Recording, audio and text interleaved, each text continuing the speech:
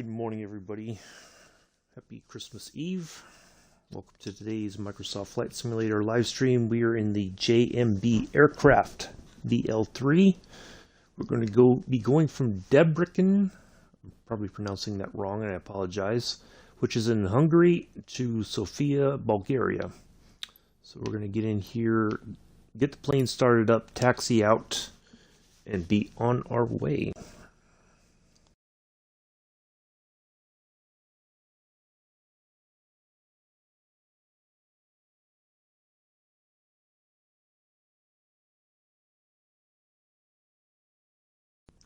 Hopefully everybody's doing well.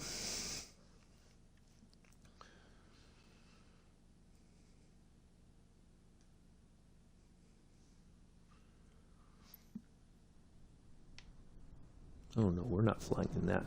No. No. That's not happening. There we go. Let's see. Let's not have... We'll talk to them in just a moment.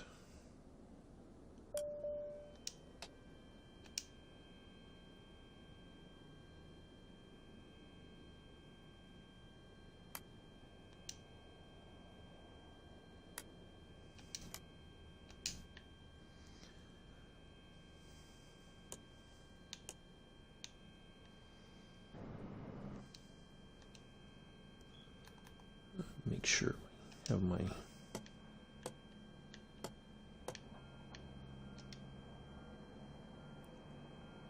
that should be all set.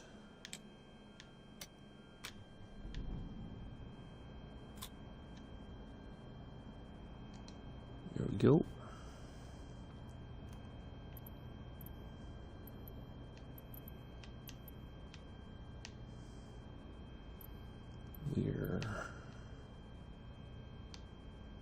Alright, let's see if he'll talk to ATC now. Ground 003 SB 237 requesting pushback. 003 SB 237 pushback request accepted. Not that I think we need a pushback, but okay.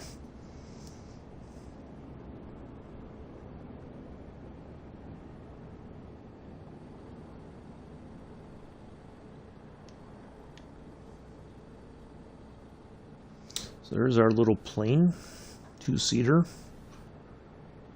has a retractable landing gear.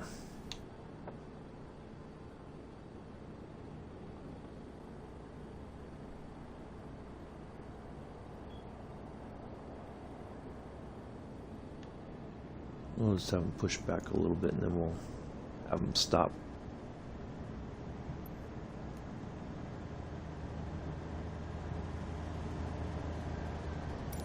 Ground 003 SB 237 requesting the end pushback. 003 SB 237 request to end pushback received. Ground 003 SB 237 request taxi for takeoff west departure. 003 SB 237 taxi to and hold short of runway 22 left using taxiway Alpha. Contact tower on 1.965 when ready. It's already buffering on. Taxiing hold short runway 22 left using taxiway Alpha 003 SB 237.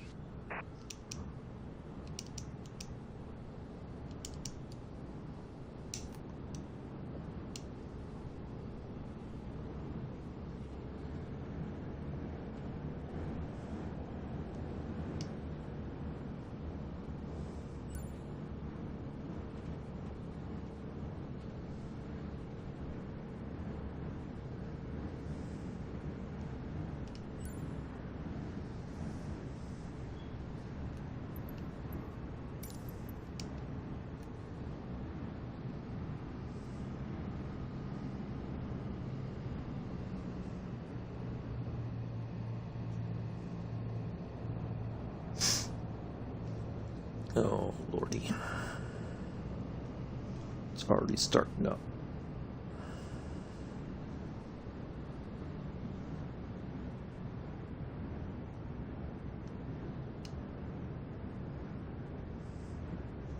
Oh, speaking of which, change to that.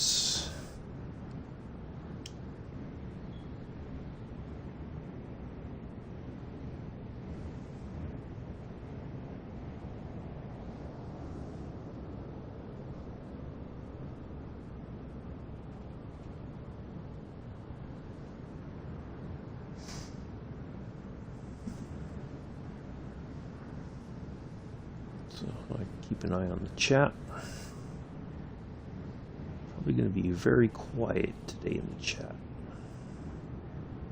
And that's okay.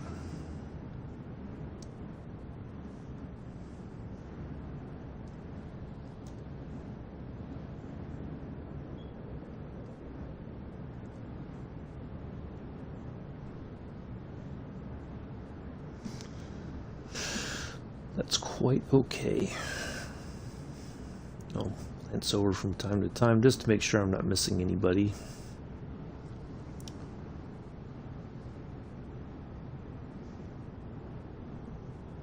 Imagine most people are going to be not here.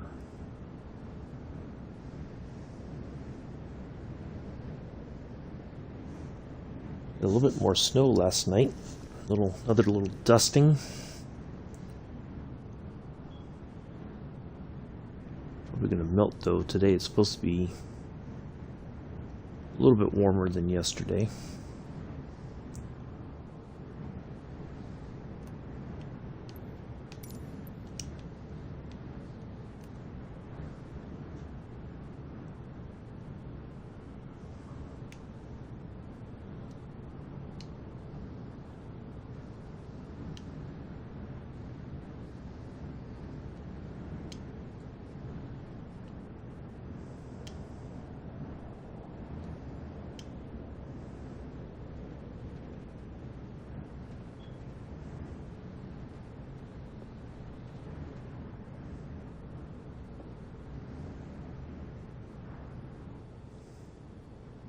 So one of these runways is closed, but it's weird because it's still like you can use it,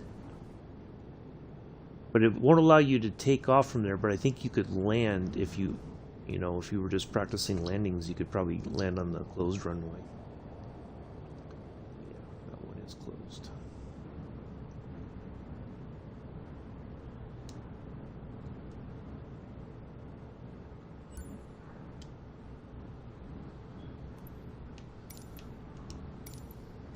Tower 003 SB 237 ready for departure to the west at runway 22 left.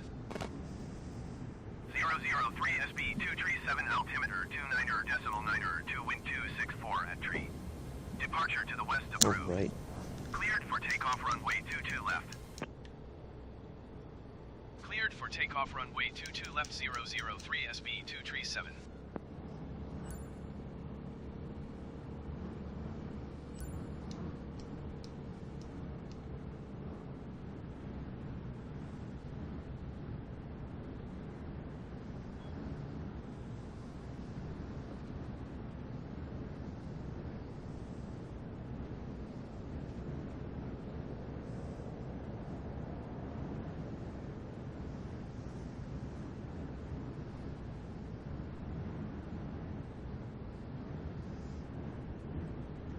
So yeah, no updates yesterday evening.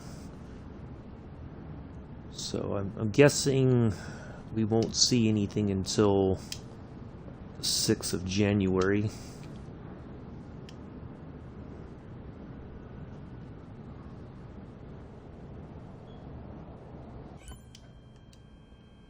All right, let's do this. Let's minimize that. Let's go.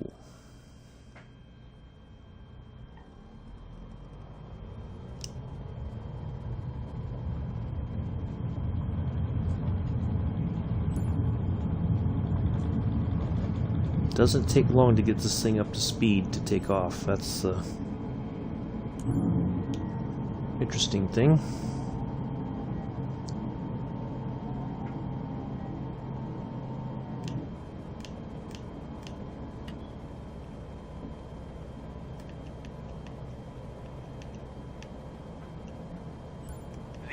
003 SB237, continue for west departure.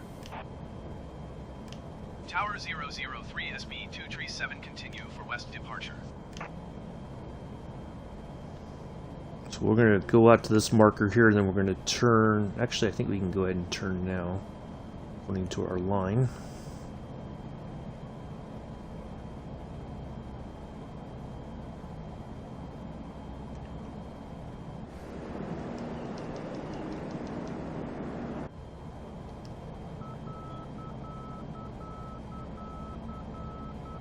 Oops.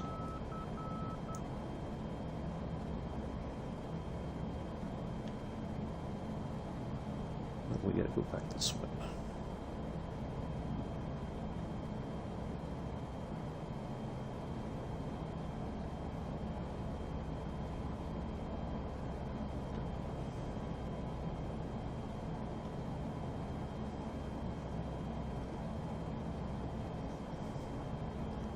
Oh, somebody left me a like and didn't say hi. Well, thank you, I guess.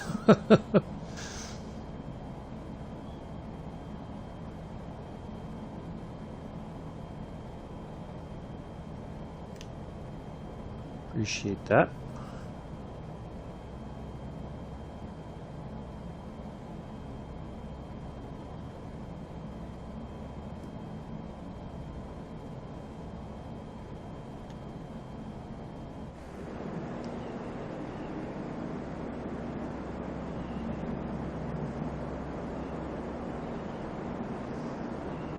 So we got a nice slow climb going on. That works.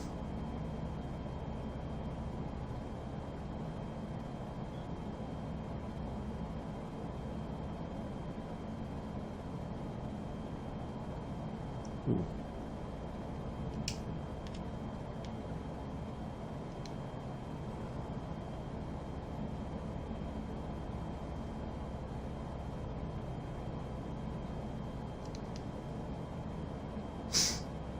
Oh, hello, Josh. How are you?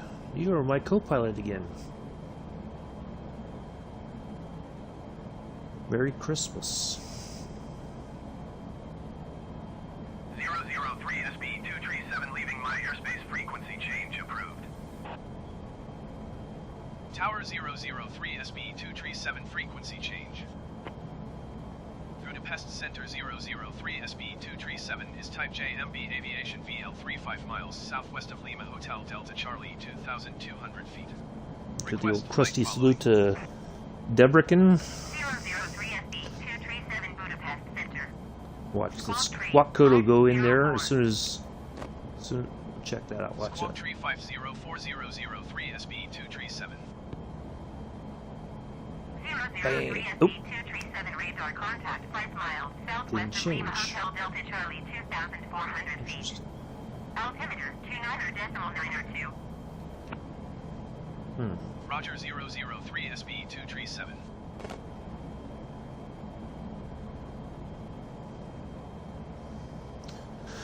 Good to hear. And let's see, Daniel is over on the Posh channel. Good morning, Daniel. Merry Christmas to you. Did Santa bring you more chocolate?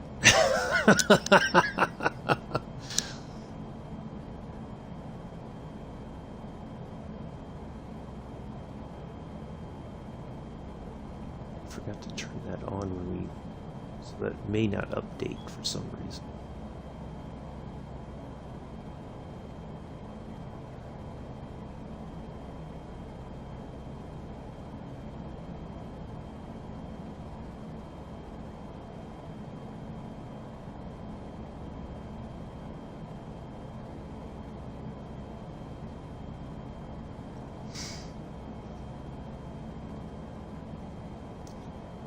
Find out tomorrow. Okay, good enough. Good enough.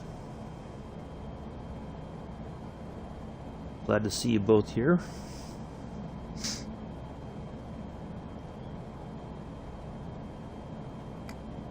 Turn off the landing lights. We don't need that on now.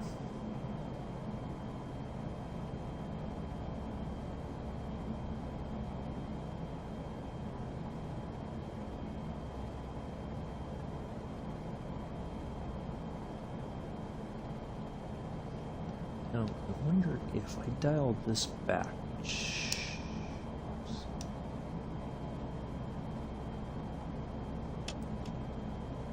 Oops.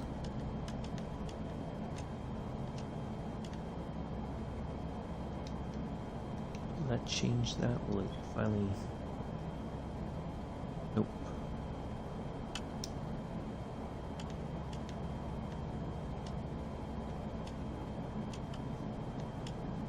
It won't do anything.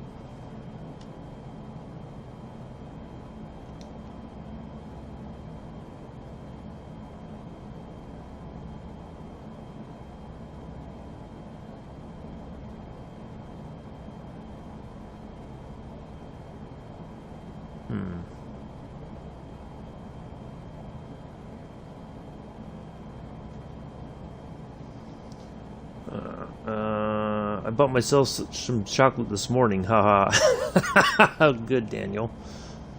Good deal. This does have like the Garmin systems, but we don't have any switches for the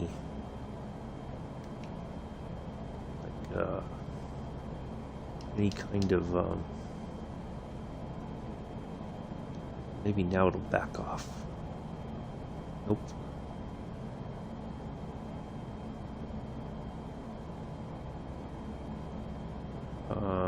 There's no autopilot function in this.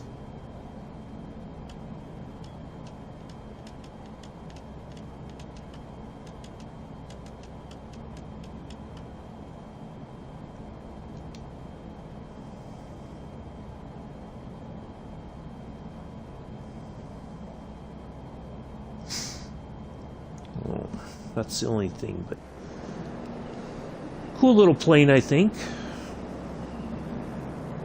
Tested it out yesterday a little bit before for today's flight, just to get a feel for how everything worked. So yeah, not too bad.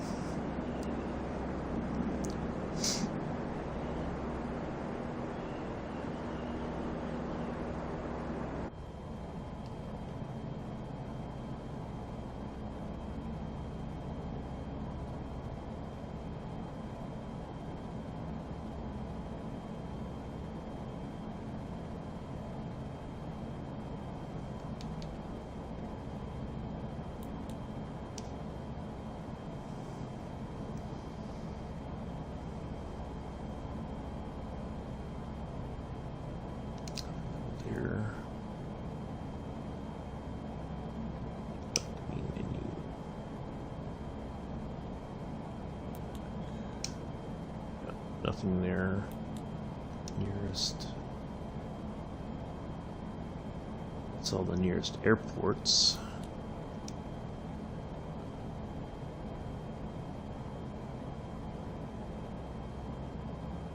Oh.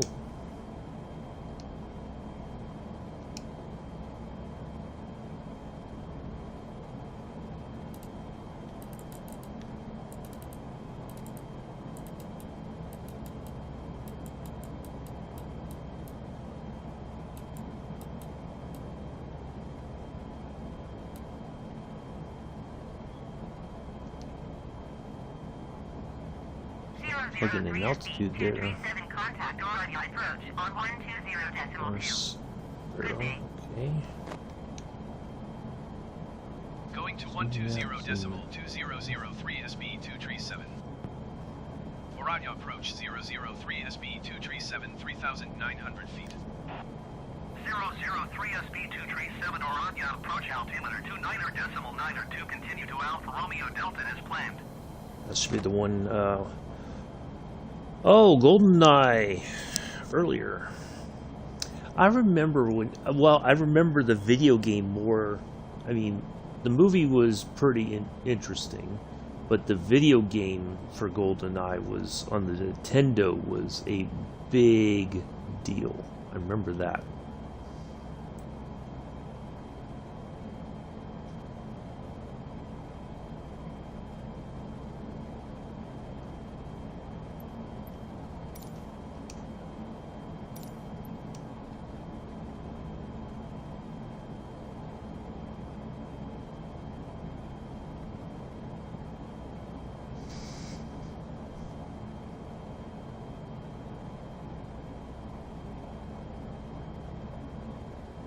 we will be flying tomorrow, Christmas Day, in the Robin DR 400/100 Cadet. We will be in Europe still.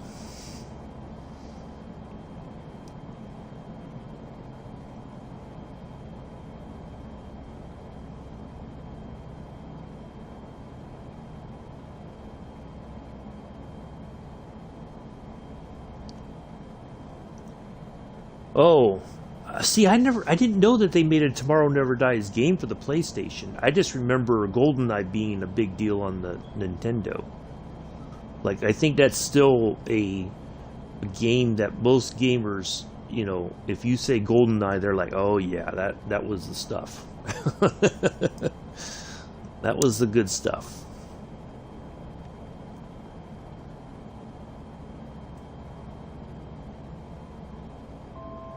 Yeah, kind of a nice little layout here, I think. Some kind of an alarm.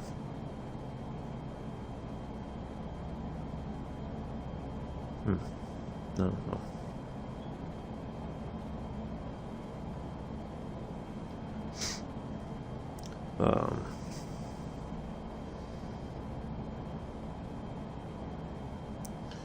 Yeah, I mean, when I watched GoldenEye when it first came out, I thought it was pretty amazing. But then when I've watched it again, it's kind of like, it was so, like,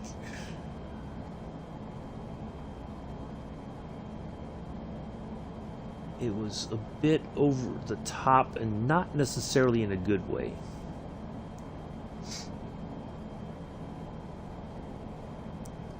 Like, it didn't, you know, like, some of the Bond's movies are, like, at least halfway believable sometimes, but this one was just so, like, the villain didn't make any, you know, like, he didn't seem like much of a villain, and... Oh, okay. I mean, there's some, like, I think if it had been anybody other than Pierce Brosnan, I think some of those Bond films would have been a lot better. I think they wanted him so badly, like they just didn't. The writing was just kind of like blah. And again, it was like more about the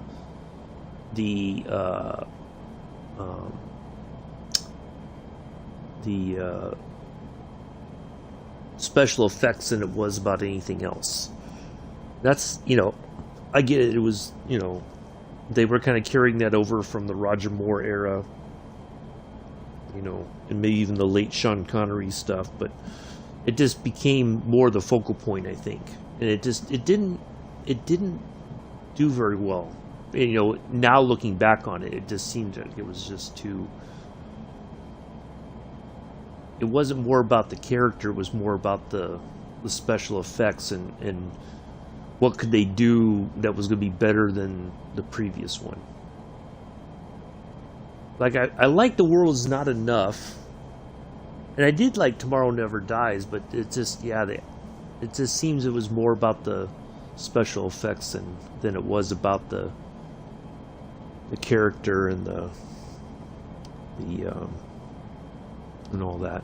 Oh, somebody else is lurking. Come in and say hello. I see 3 viewers.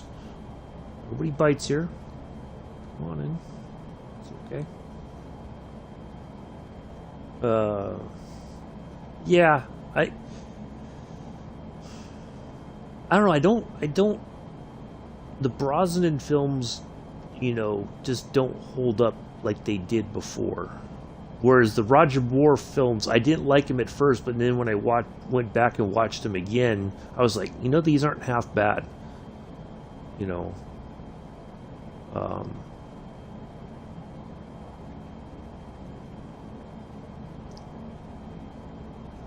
oh, yeah.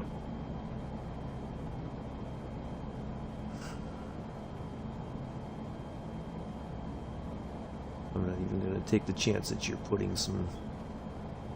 Sorry, but no, you can't just come in and say something like that. That looks too suspicious, Emmerich. If you were being legit, I'm sorry, but that just seems a bit suspect.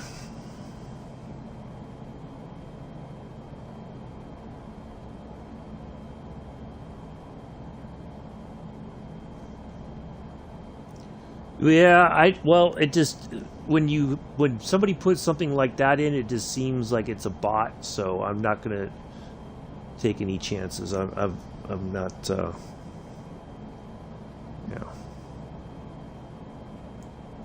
So.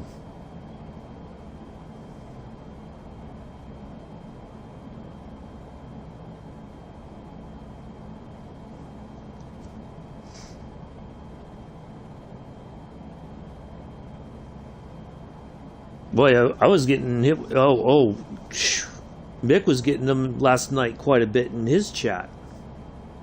Pulse wasn't getting any, I don't think, but Mick was getting a ton during their FIFA stream last night.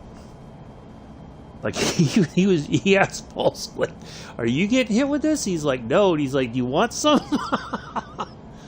So yeah, that was.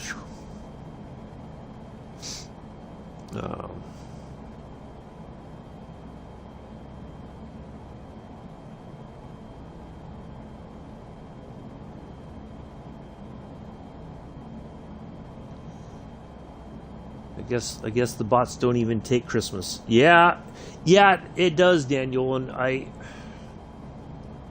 don't know what it is, to be honest. Like, it's gotten out of hand. You're right. It's more than it used to be, and it doesn't matter how many times you block stuff. They just come up with different bot names and stuff like that, and it's just, I don't know.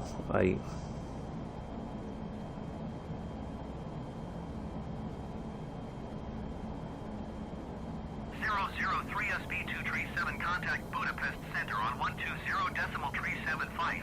Hello, Amilla. You fell asleep. oh, during mixed stream? Yeah, they had a pretty good, I think some good games last night. It wasn't too bad. 003 SB237, 4,700 feet. 003 SB237 Budapest, center altimeter 29.9 to continue to Alpha Romeo Delta as planned.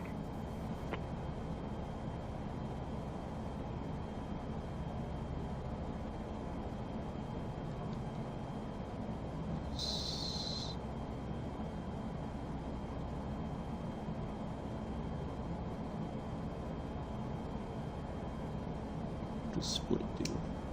Oh, look at that. Oh, that's nice.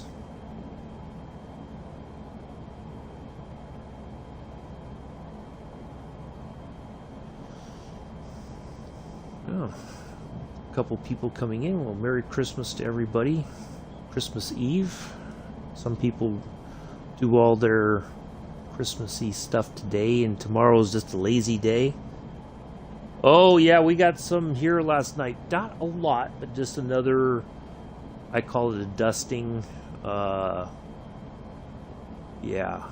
I kind of feel like, I remember Mick was saying he had looked at the weather radar, and it looked like we were going to get hit pretty bad. But I think where I live, we just got like just the side of it, just a little bit. Nothing too significant.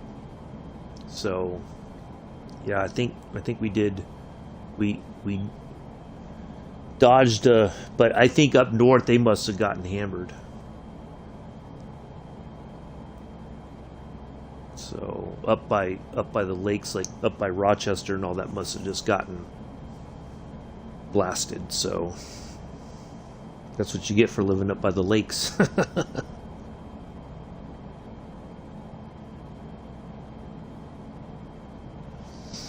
Happy to see you all here. Thanks for coming in on Christmas Eve.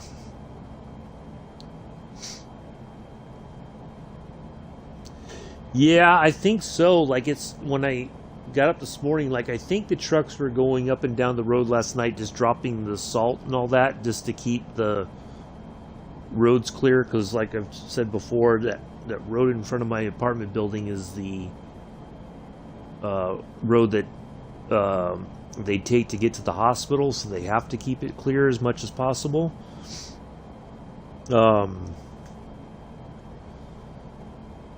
So yeah, it's well, yeah, when I looked outside, I was like, yep, we got a little bit more last night, but nothing too, like, really bad. It's just, yeah. So yeah, it worked out okay.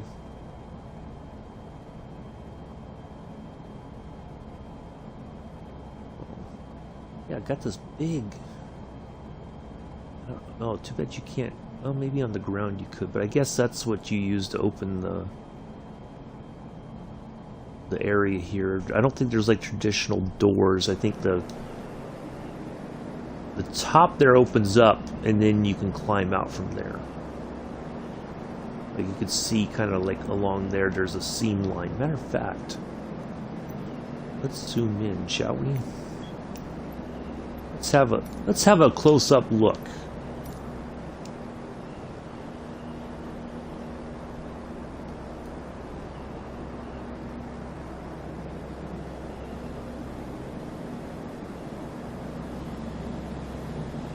There we are.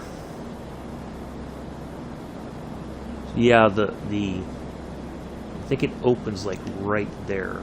Now I don't remember if it opens the back towards, opens up this way. I think it does, because I think I see the... No, maybe not. You got space, I think, back there for your luggage. Yeah. Right behind the pilot and co-pilot.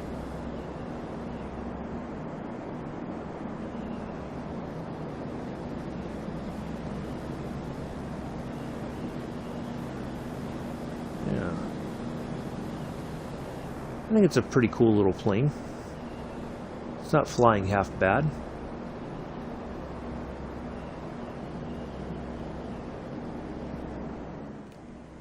Ooh, uh-oh.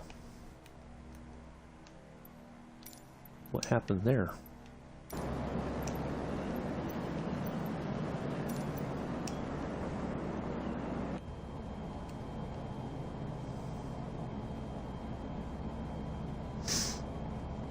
Fish and chips later. Mm-hmm. Good deal.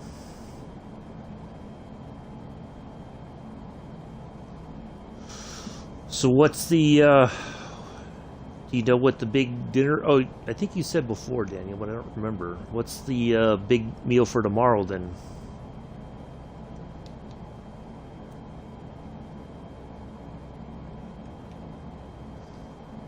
If you know already.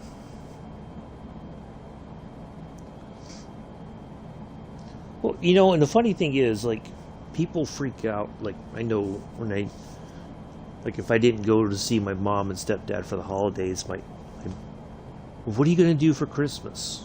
And I'd be serious, but half joking, I'd say, well, I'm going to go to the drive-thru at Wendy's and get me a double cheeseburger and fries and a soda for Christmas. Why not? So, people always seem to, I don't know why it is. I've never quite understood this. Why is it that you seem, it's like you gotta have, everything's gotta be traditional. If it's not traditional, then something's wrong with you. Turkey with all the trimmings, nice. Very good.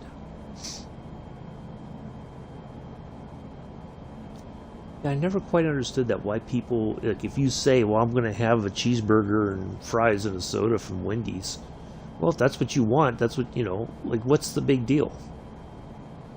I don't quite understand that. You have to have turkey, you have to have ham, or, you have to have something traditional. Like, why? According to what? According to who?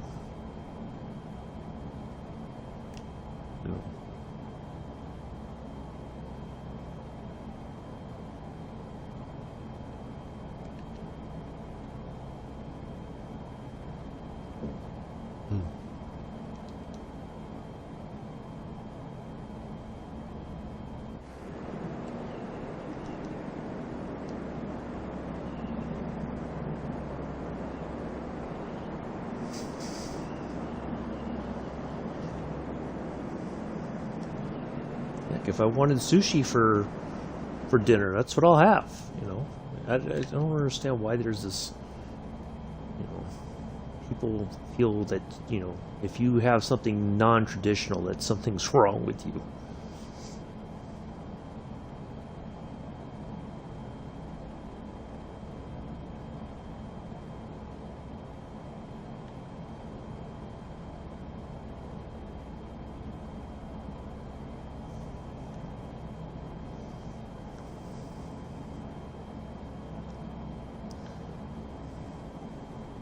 Oh, so I did say we would have a story time. So...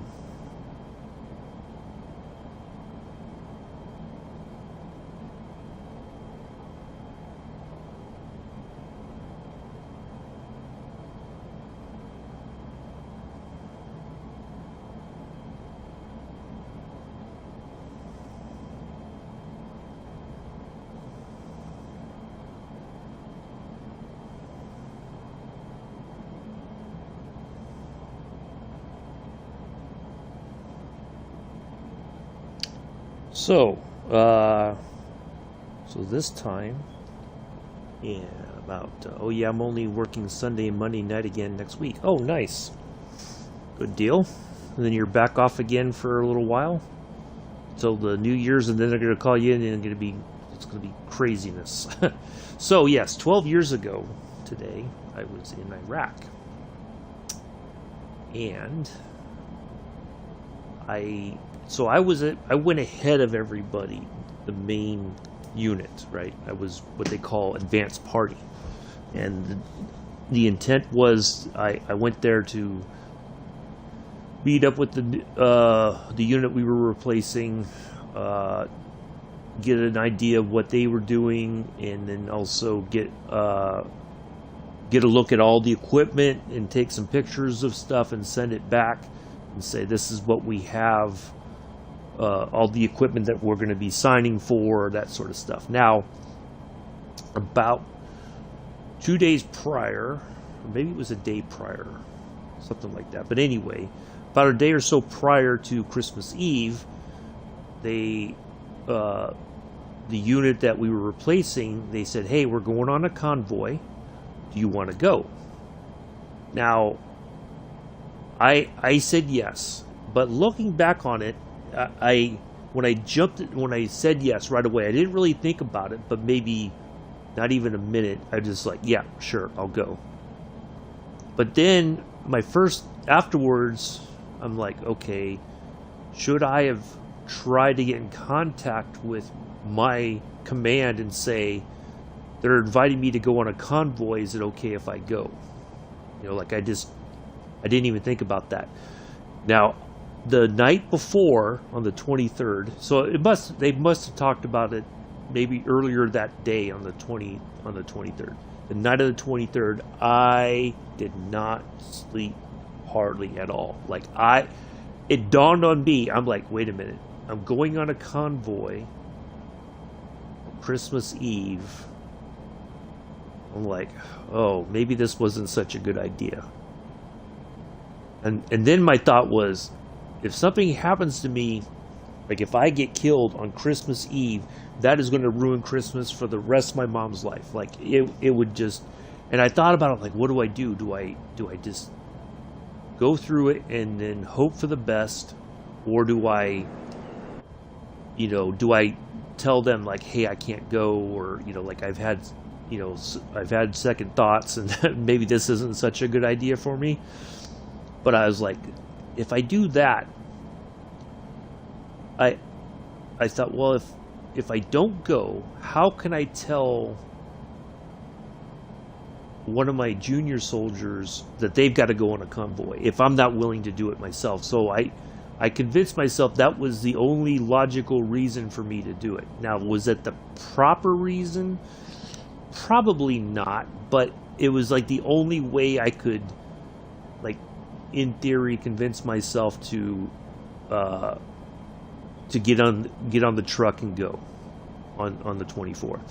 And nothing happened, of course, but in my mind I'm thinking, oh man, if something happens, Christmas is going to be absolutely ruined for my mom.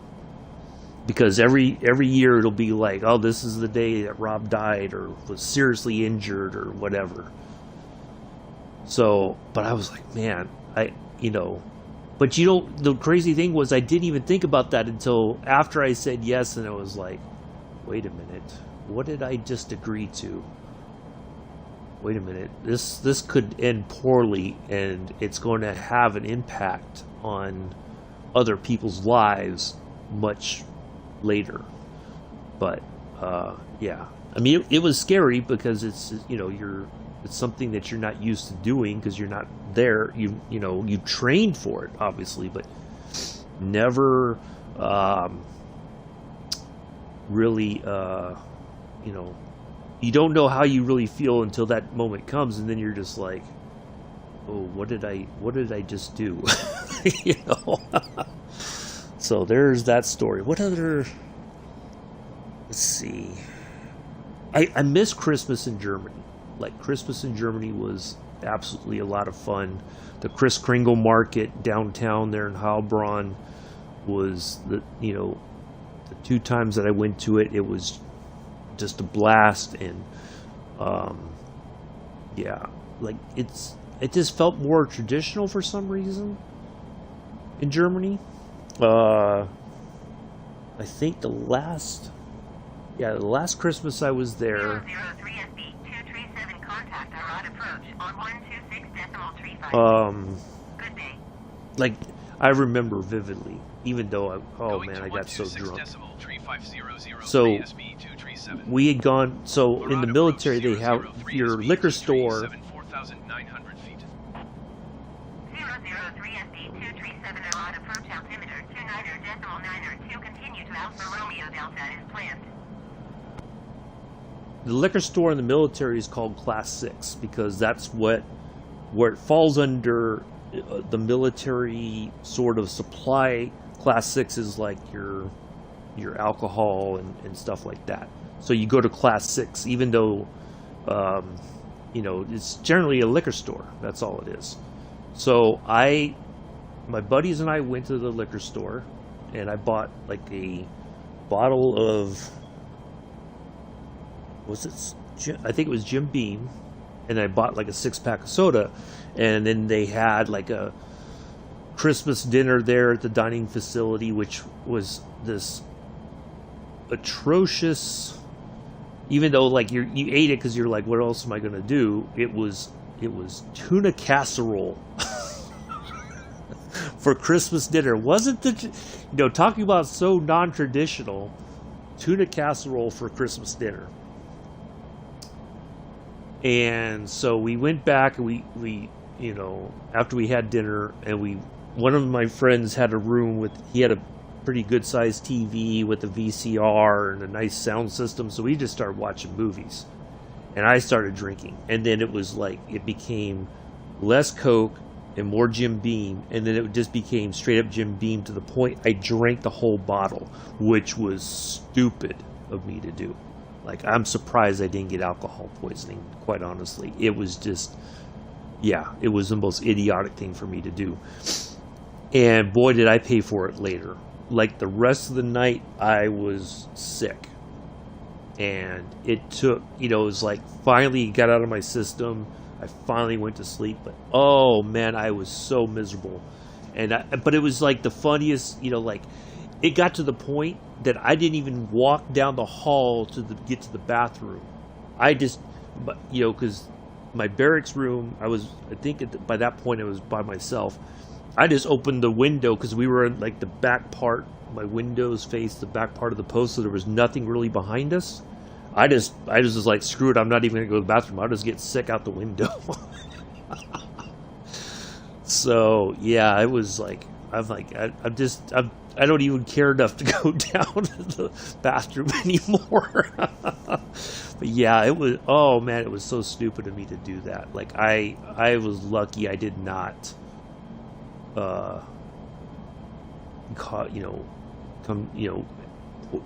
come down with alcohol poisoning and all that. But yeah. Approach 003 SB 237. Request clearance to transition Charlie airspace. Yeah, those are my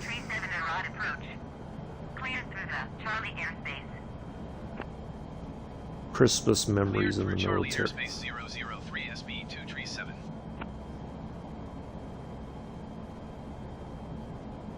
Yeah, but I always remember that. I still think to this day, boy, when I did that convoy, I was like, I don't think I've ever been more scared in my life. And it wasn't scared so much that I was going to be injured or killed. It was more like I was more scared for my mom.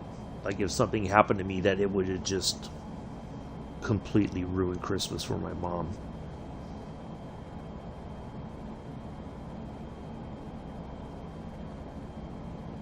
And I think she's probably happy now that I'm not in a position like that anymore where she has to worry about something like that.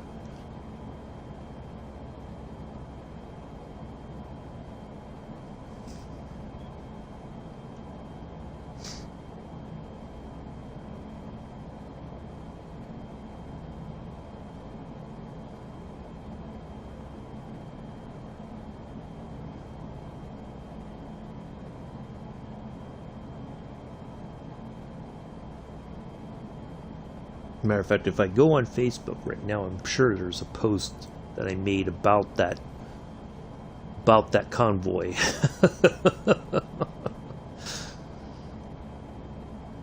It'll be in the memory thing or something like that.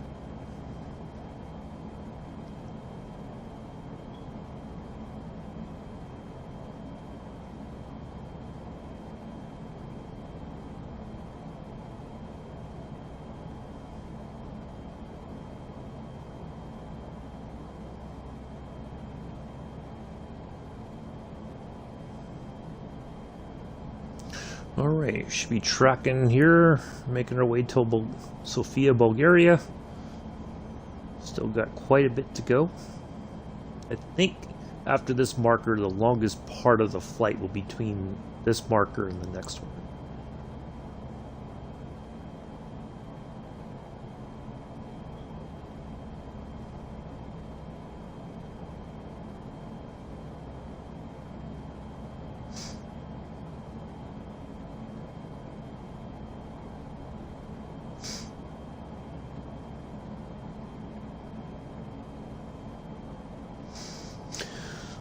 Yeah, good stuff. Good times.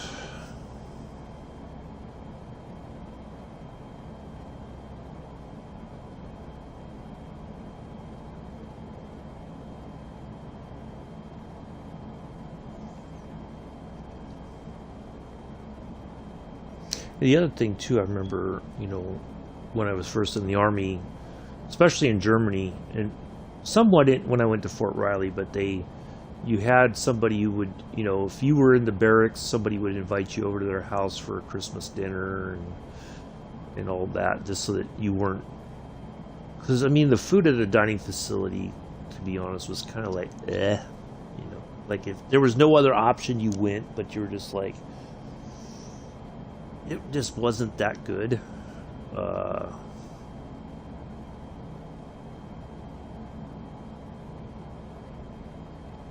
But usually, like for stuff like that, the senior leadership would go and serve dinner to the soldiers from the barracks. Like that was a traditional thing.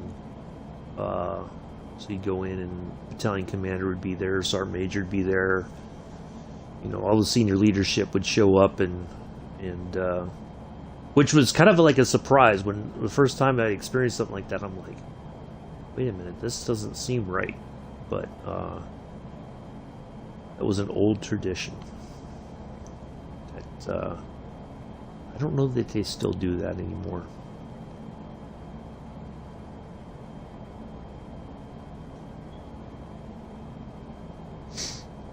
Yeah. There we go. There's story time. The end.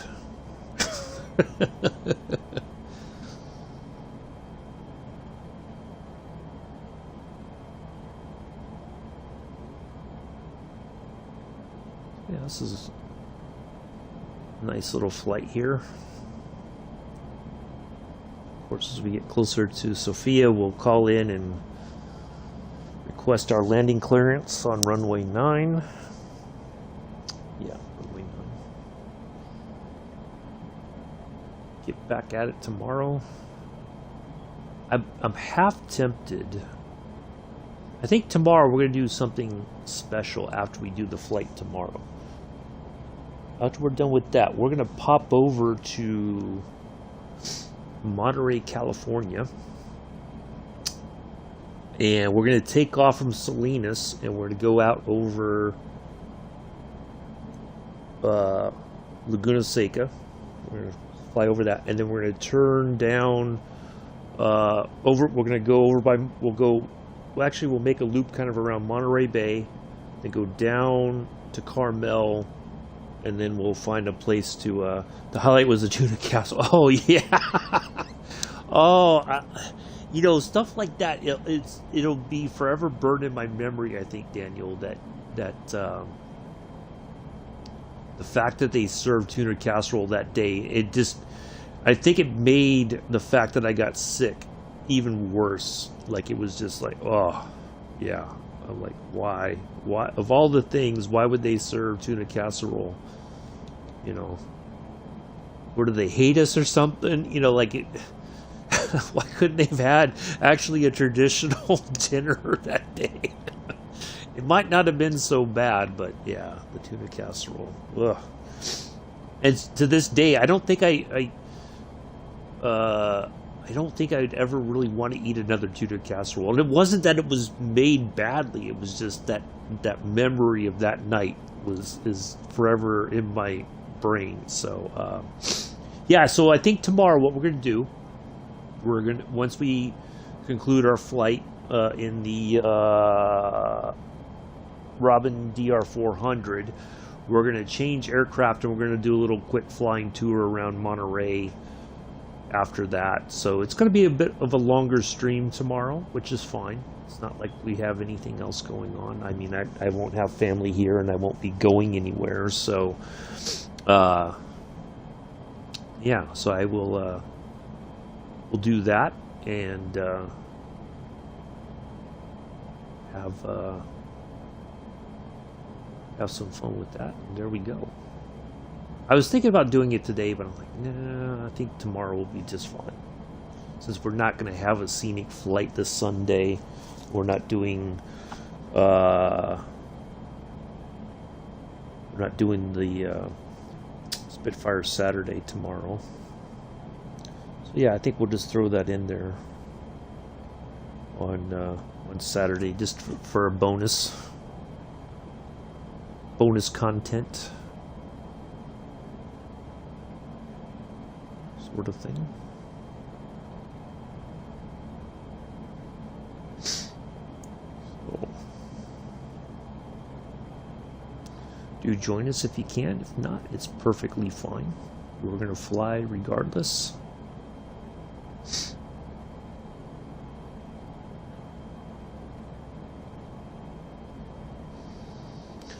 But happy to have you all here today. Somebody's watching. Oh! Before your next mission. What's your next mission, Mick? Happy to see you. Merry Christmas. What is your next mission?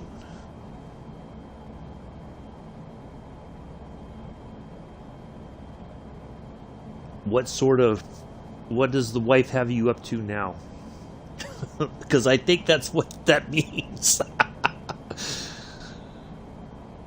The wife has given you a tasking.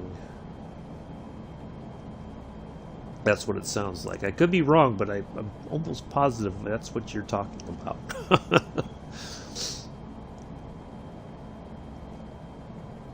It was good to see you back in action last night, Mick. It was good stuff. You guys had some good games. Good matches.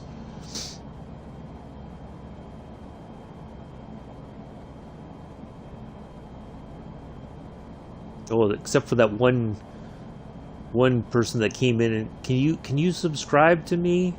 Like, wow. I think Pulse hit the nail on the head though. Like, that's kind of rude to come in and just demand that. Oh, Amela, are you still here? Just out of curiosity, are you lurking in the background there?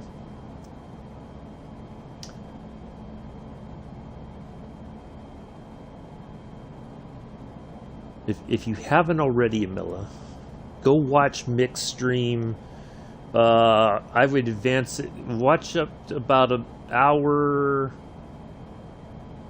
between an hour and a half and 2 hours. Go watch that part.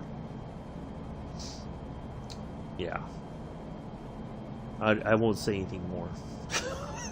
I can't. Oh my goodness. The drama. Making onion bread and chocolate. Ooh, chocolate bread. Uh-oh. Now, you know, Mick, you know what's getting ready to happen. Any moment now, Mel's going to pop in and go like, where's mine? How come you're not making me chocolate bread and onion bread, Mick? But good to see you here, man. Good to see you here. Yeah, that was just... I was sitting here when all that was unfolding. I was sitting here just shaking my head like, you can't be serious. Like, this is...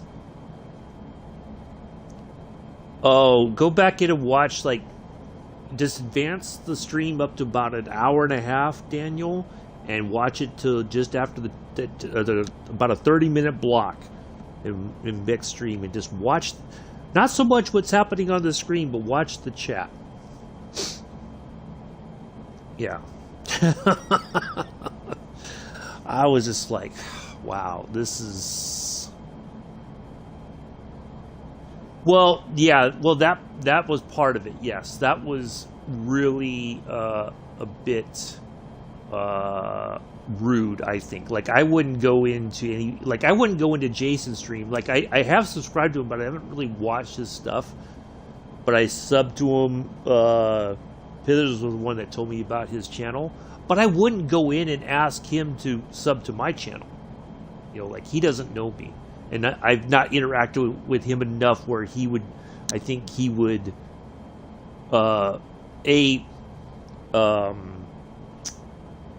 advertise my channel, or, you know, that he would sub to my channel. Like, he doesn't know me. And yeah, again, it's kind of like what we've been talking about before, where people come in and just say stuff and not even have like some kind of a social concept of, you know, like, this is inappropriate, you know. But yeah, just watch that 30-minute block, Daniel, and just kind of sit there and just take it in. Because it was just, I could not believe how many... Oh, yes. I was just telling Daniel that. Because I had one earlier. Well, I think it was, but I could be wrong. But the way that they posted something just seemed very suspect. So I'm like, no, you're blocked. But, yeah, it was insane last night. And it wasn't like there'd be one and then you'd have a bit of a break. You know, it was like, for a while, it was like there was one right after the other. You know. 127.2503 SB237. Arad approach 003 SB237 4,900 feet. 003 SB237 Arad approach altimeter 29.92 continue. Yeah.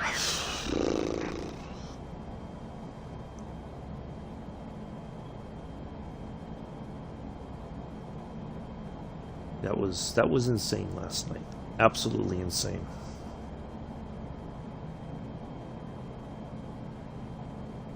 I'm still convinced that yesterday was like Bizarro Thursday. Like, you had the bot showing up, then you had the person coming in asking for you to sub to their channel without even like interacting with you for any extended period of time. And then there was somebody else whose name I'm not going to mention, who was getting overly dramatic for no particular reason in the chat. That I was just like, wow. You've got to be kidding me, dude. That's what in the world? So, yeah. And I noticed that person basically gave up and went to Pulse's channel to continue over there. Oh.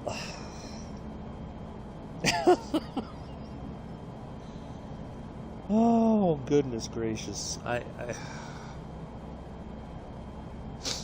Mm.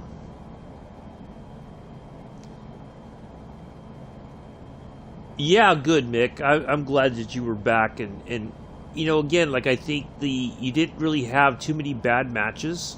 You guys had a few losses, but overall, I think you guys had a lot more fun than in the past. And I think the best part was you guys ended on a win, and that was it. Because I think if you like, we got to get one more win before we call it, and then that's where like suddenly you guys are just getting matched up with teams with more players and all that. It makes it a lot harder to get done. So I think you ended on a good note. Yeah, it was. Yeah, I was like, oh, no, dude, I'm not buying this. Come on, man, no. But yeah, it was just and it was all unnecessary. That's the main thing. Not that there is necessary drama, but that was wholly unnecessary drama. If there was ever a definition, yesterday was it. But yeah, man, it was just like one thing right after the other. That was the crazy part, you know. Oh man, like I'd look away for just a second, I look back over, and then bam, there's another bot. I'm like, holy crap! I thought I just blocked one. Yeah, it was a bit much. Or as some people would say, it's a bit extra.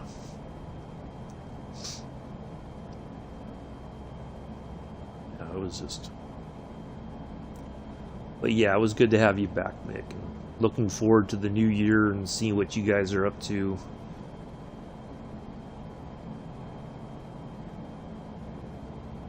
In the new year, you and Pulse. So,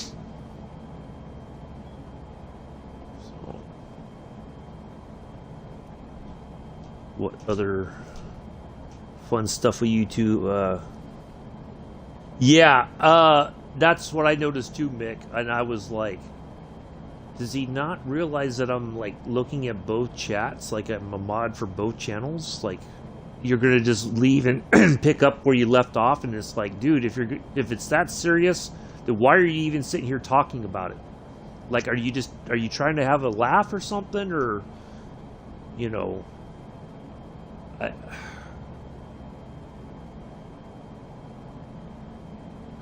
I think even Pulse was like, yeah, dude, you need if it's that serious, you need to go get help. Like, why are we even sitting here having a chuckle about it or chat? But yeah, I just I was like, I was biting my tongue, Mick, and I'm like, all right, that's it. I've once he posted about 300 brake horsepower heart rate, and I'm like, wait a minute, that's I looked at it. I had to make sure I didn't misread it, but I was like, wait a minute, 300 brake horsepower heart rate, what? Well, I guess he was trying to say his heart was racing, so his analogy was he has a 300 brake horsepower engine in his body or something. I don't know, but I was just like, no, dude, I'm not buying it. If it was that serious, you would not be in the chat. I'm sorry, but no. I'm not a cardiologist or anything like that, but if it was that serious, you would be on the floor. You would be not typing in the chat. So let's dial it back to zero. You're just being overly dramatic for no particular reason. But I almost didn't say nothing, but I'm like, this is going to get out of control until somebody finally. And I was like, and I apologize if I. Well, that's what I was taking it as, Mick. Like, I'm like, if it's this serious, why are you even talking? Like, I don't get it. Like, I know for a fact if your heart is racing that fast, you would not be on your phone. You would not be on your computer. You'd be on your phone to call an ambulance. You would not be in the chat talking about it. So but I almost didn't say nothing, but I'm like, I can't just let this go. I tried to, but I'm like, no, I got to call it what it is, and it was BS. You know, hopefully he's okay. Not that I wish him to be, you know, anything bad to happen to him, but I'm just like, no, dude, you are being way more dramatic than necessary. And, you know, I felt like at that point, if I didn't say something, then it was like, okay, this is just he's gonna continue on. And then it was bad enough that he did continue on. He just went over to pulses. And then I'm like, okay, if anything, it's just a mild case of heartburn, which does feel like you're having a heart condition. You know, certainly in older people, if you have, you know, heartburn can feel like you might be having a heart attack. But I'm like, no, dude, nah. Not buying it. So I try not to overstep my boundaries in your channel, Mick, but I was like, yeah, I gotta say something here, because if not, I'm gonna keep looking over and he's gonna keep going, which was just so wholly unnecessary. Like, you know, that's why if it's that serious, go get help. Why are you even here talking? You keep going on about it, and you're just, you know. So it can't be that serious if you're just chatting about it in the chat. So, I mean, I'm not a cardiology expert. I have learned some stuff about cardiology related issues, but yeah. Bingo, Mick. Bingo. That is exactly what I was thinking. And that's why I was like, I can't. If I don't say anything, it's just gonna spiral out of control. So, yeah.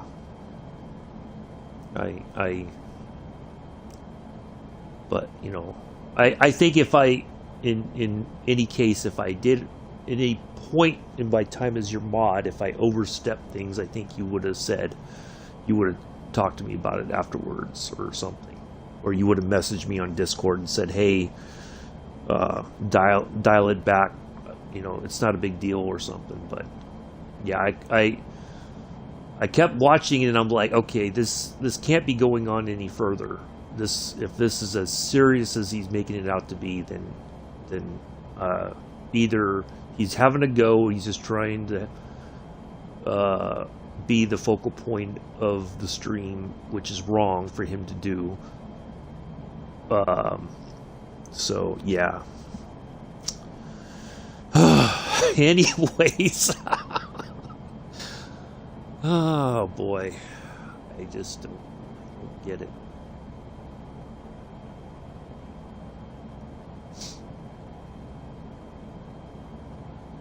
And I think the reason why he went over to Pulse's stream, not realizing that I do moderate both channels, is that he was like, okay, this guy's got some kind of medical knowledge, and he's calling. You had 300. Oh wow. Wow. Well, I mean,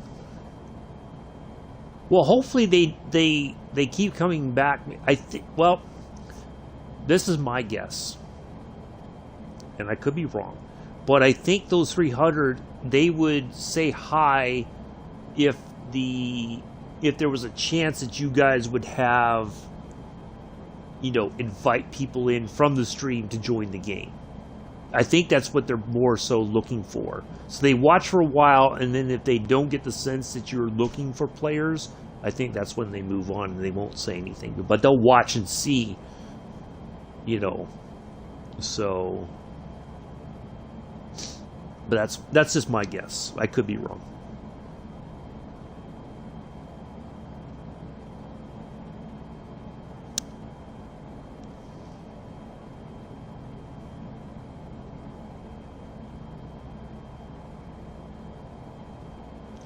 Yeah, it was just.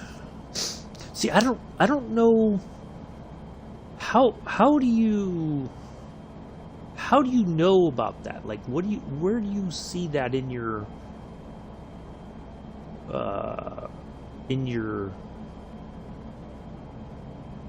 in your... How do you know about that, the 300 people? I'm curious, because I'm just trying to figure out how I can see that. Like, I see, like, playbacks, I see 14, I see 3 concurrent viewers. But, yeah, I'm just curious to see what the...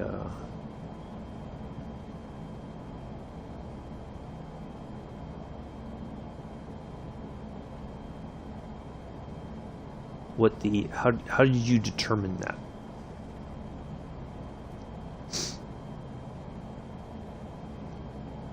Because I'm curious to see for myself. Like, I see it, like, later on when the video goes to YouTube, like, when I'm done, then it'll say, like, I had, like, 28 or 30 views, but I'm like, that seems strange, because I thought I only had, like, 3. So, I don't... maybe, are you looking at it post stream, and then you see those numbers? I'm guessing.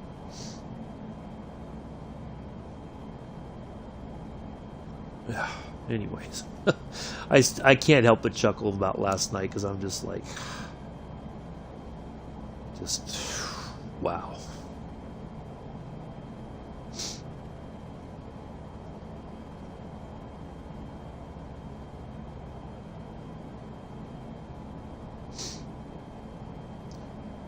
Okay, finish the stream, then go into stream summary, and then into okay, all right. I'll check that out after we're done here because I'm curious to see what my numbers are. So, yeah.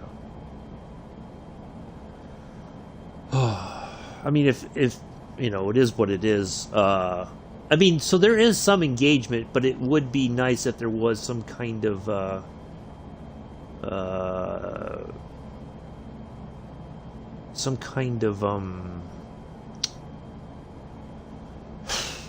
like they would interact, because then you would know that they're there, and you know, at least then maybe you would have your subscription numbers would go up.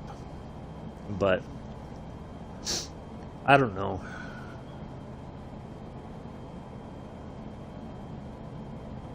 Well, but then again, what out of all those 300, how many of those were pole dancers? That's the big question. Did they count as a viewer? The bots, the pole dancing bots.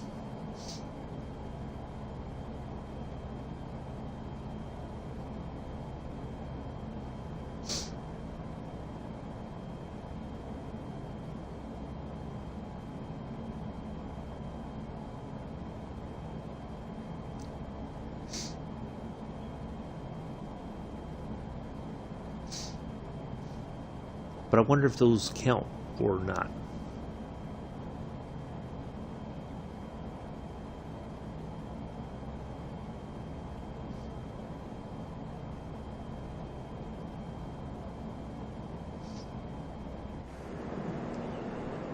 Let's go back out here and have a look.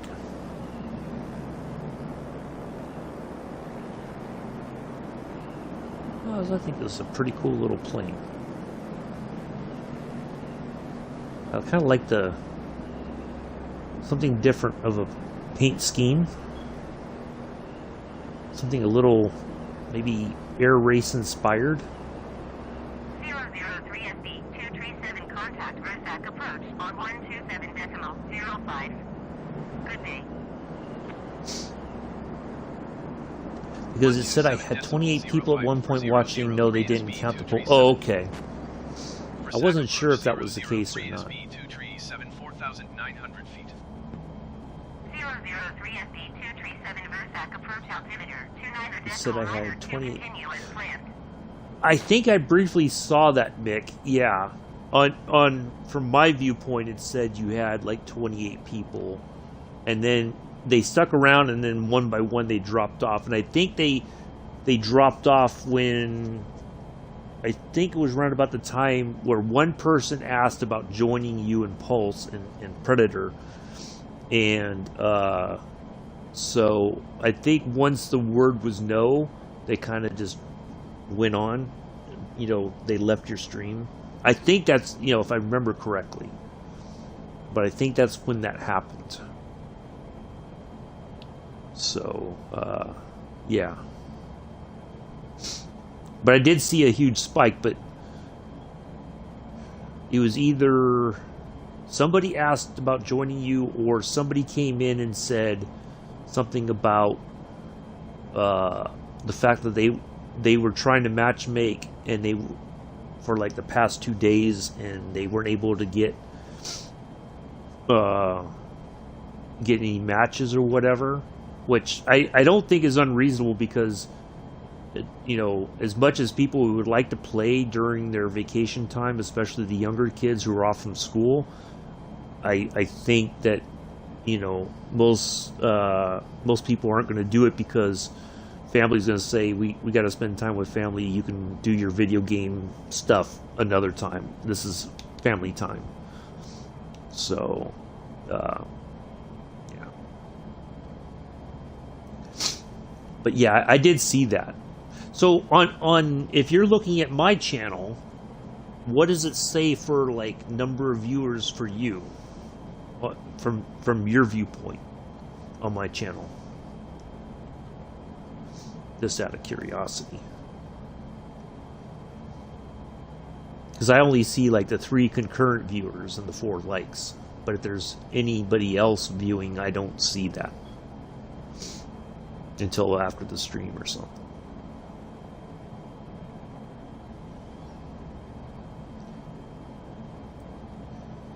Yeah, yeah, I agree with you, Mick. I don't know what else, like, you know,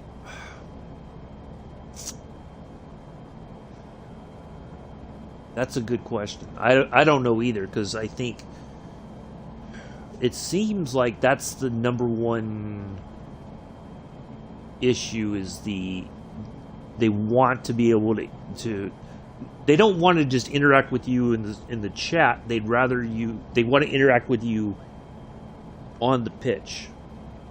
You know, that's what they're looking for more than anything, I think. They're not looking for just saying hi in the chat and just sitting back and chilling. Oh, okay, 3. All right. I wasn't sure.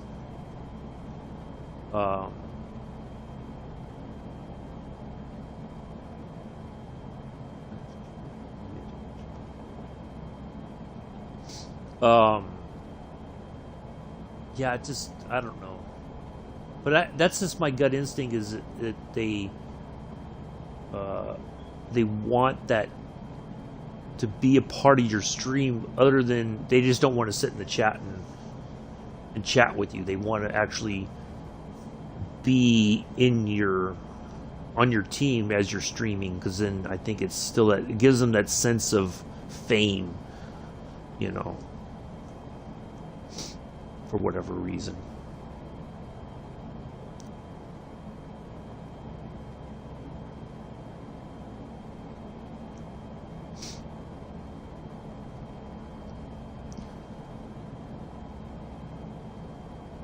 Well, I think too, like when you guys stream, it's much later in the day, so people may be more available to watch. Whereas I stream in the morning, which is kind of like early afternoon for you guys.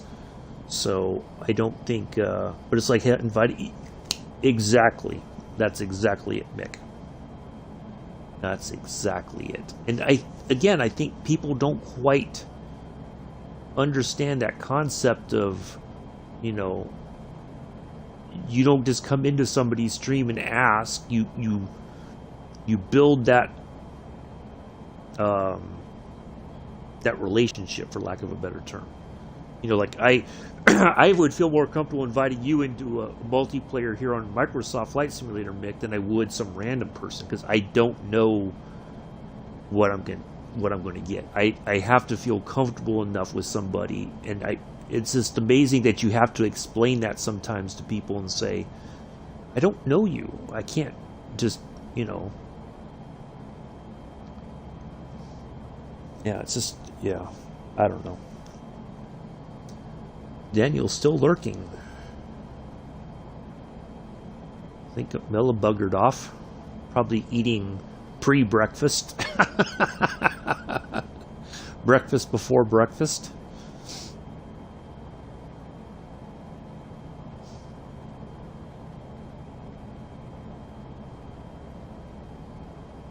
I gotta make some breakfast after I get done here. I don't know what I'm gonna have yet, but I'm gonna eat something for sure. I tried to have a bit of a lie-in this morning, but didn't work out quite like I hoped it would have. So finally dragged myself out of bed and made my coffee and got things going.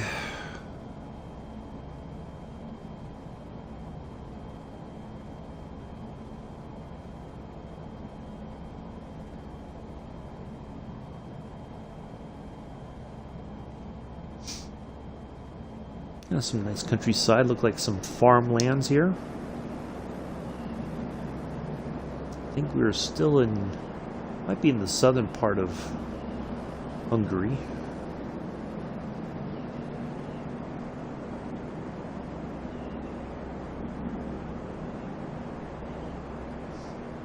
I'm not sure when we cross over into Bulgaria.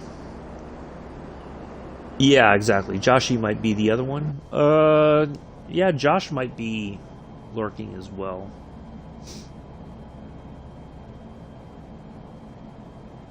Yeah, I think that's what the thing is missing, is that people, you know, you don't just invite anybody into your stream. It's they got to know that they can that you can trust them to not act up and whatnot, which is very difficult to do sometimes because you just never know. You know, people can say that, oh yeah, I'll be fine, you know, I won't do this, and then they get in there and do exactly what you hope they don't do.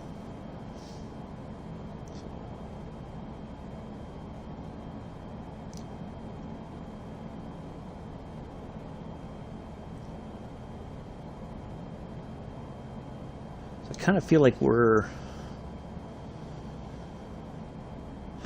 roughly at we've passed the halfway point already, so we're in the latter stages of the flight. So we just got a couple more points to hit, and then we will be landing way over yonder.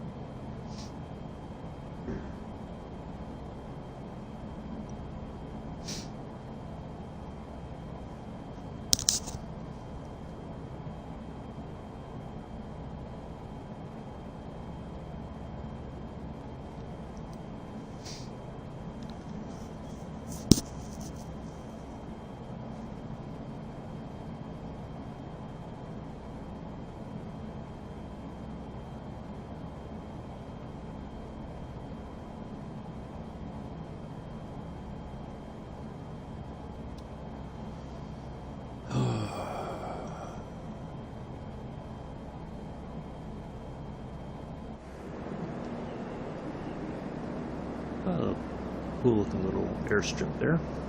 Oh, look at all this farmland.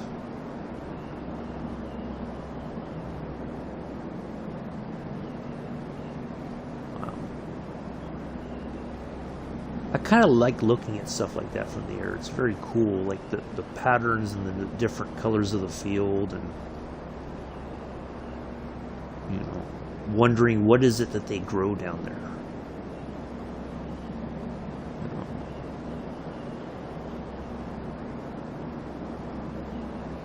Well, they use every bit for their. Huh.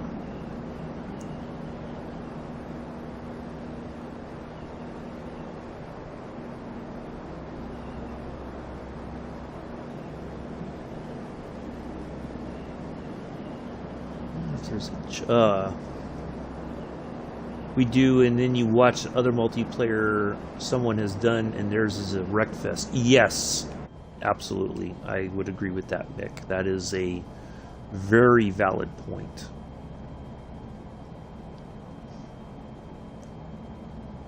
And I think that's why, like,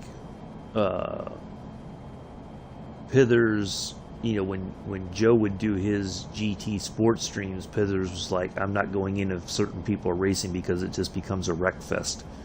And some people may not mean to wreck that often, but it's hard to tell who's doing it by accident and who's doing it on purpose. You know, like if you're like, hey, my bad. Like, I noticed some people won't, like, at least take responsibility for their shenanigans on track, because they're just like, I didn't do anything wrong. What are you talking about? Yeah, you did, dude. I just saw you do this, you know. But they always try to, no, it wasn't me. I don't know what you're talking about, you know.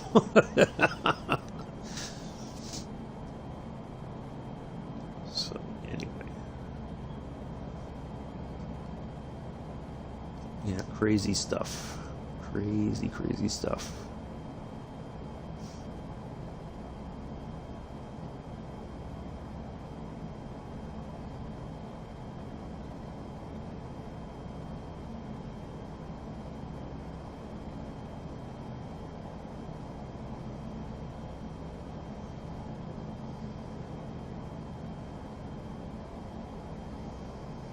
I didn't even look to see if you're... Well, I think things are fairly stable today.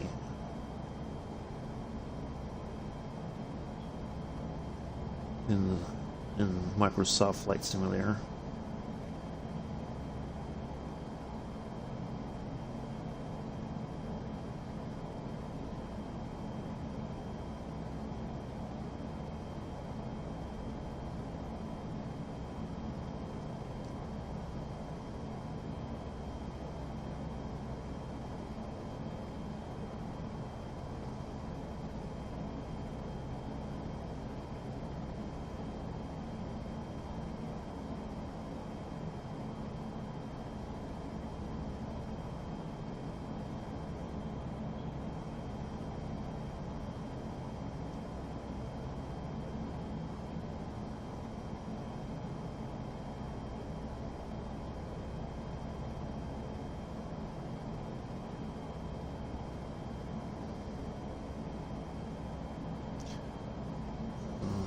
Yeah, looking forward to seeing what the new year brings to the sim. What could we possibly be getting?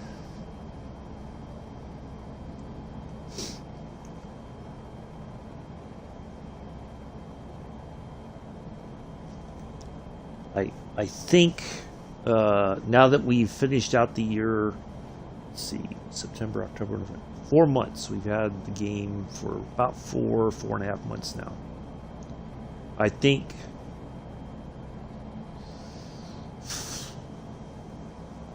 between January and August, it will be the essentially do or die time for the sim on Xbox. If they cannot get a grip on things and get things fixed and whatnot, I think they're going to lose a lot of gamers. And they're, you know, yeah, they're really going to have to step up their game, I think. But part of that still, I think, is on Microsoft to give them the tools that they need to step up their game.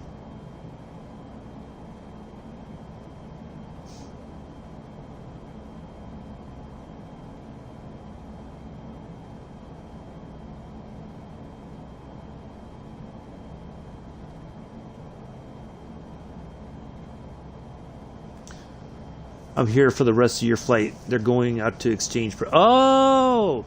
Nice, Mick. So you could chill in the man cave for the time being.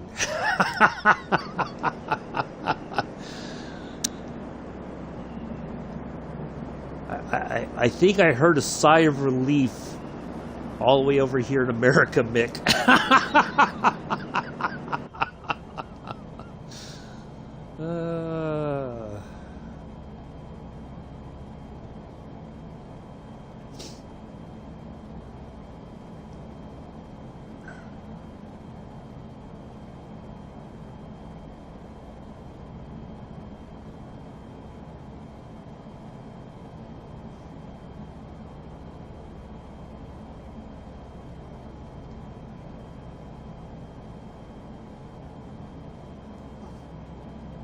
Just like when I know Bex is shouting in the chat. I'm like, yeah, I could hear you shouting all the way over here.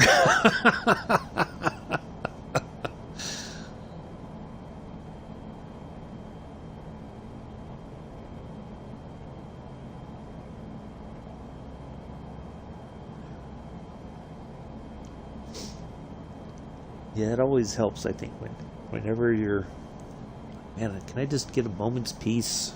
But like I always said, you know, there's always, you lock yourself in a loo.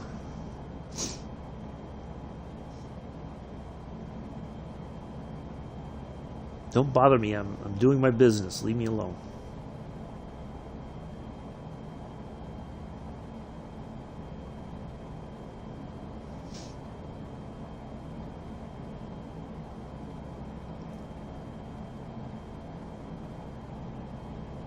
Maybe it was this part that was the longest part. I may have been wrong. This seemed to be the longest distance from point to point. Yes. I would agree with that as well, Mick. For whatever reason, because reading about this stuff in the forums, and now that they have identified the fact that they're testing stuff on a developer Xbox, for instance. You know, they've got PCs that they can test everything on, which is why I think the PC side generally works better than not, more often than not. But the Xbox part, now that they understand that the testing on the developer Xbox does not show all the problems, and now that, you know, there's back to a shortage of Xboxes, so how can Microsoft make those things available for people to test their product on, so that they can figure out what other things need to be fixed before they release it? Because otherwise, yeah, we're gonna end up right where we're at, where, you know, you're not going to get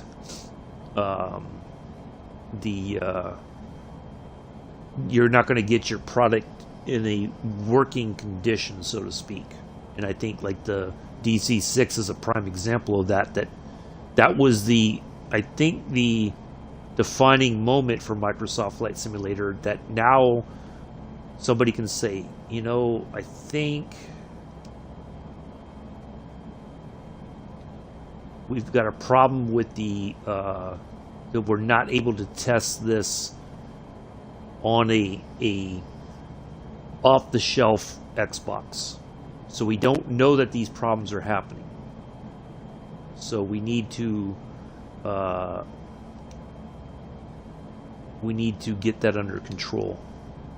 You know, but if there's a shortage still, then how are they going to make that work? They can't just say, well, we'll make 30 Xboxes, not for sale, but for, you know, testing by game developers.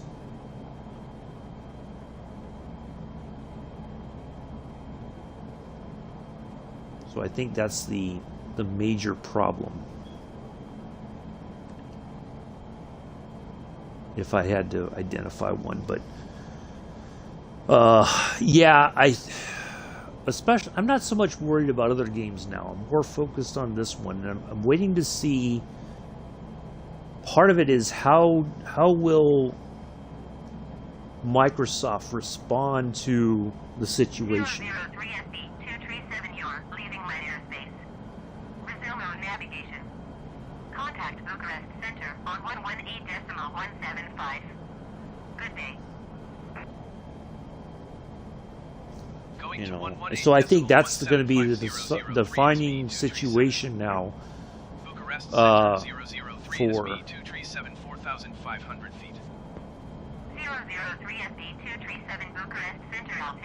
for the future of Microsoft Flight Simulator, especially on the Xbox.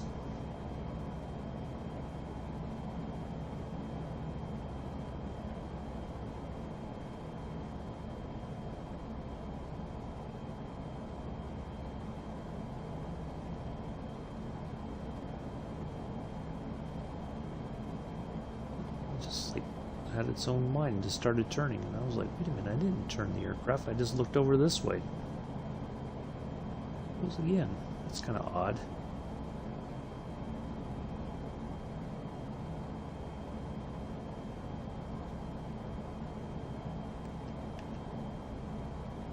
I'll get a little bit of altitude as we go over these.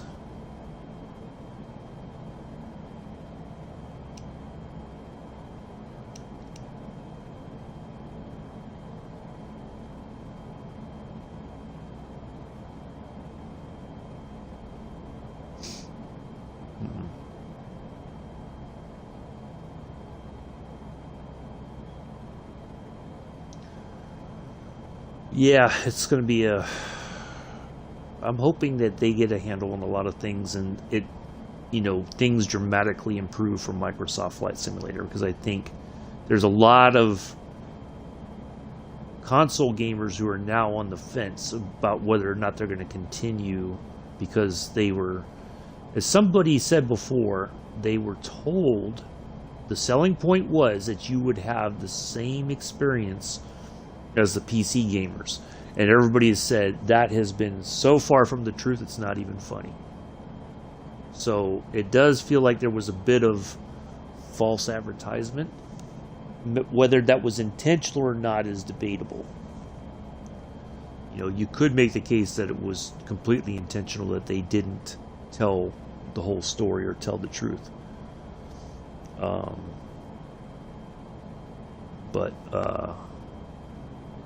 Yeah, I don't really know if they can't get their act together by, I'd say probably by June. I think it's done, and it won't matter what comes out after that. I think people are just going to walk away from it. But I'm hopeful that they're going to get to the bottom of things, get it fixed, get things corrected, and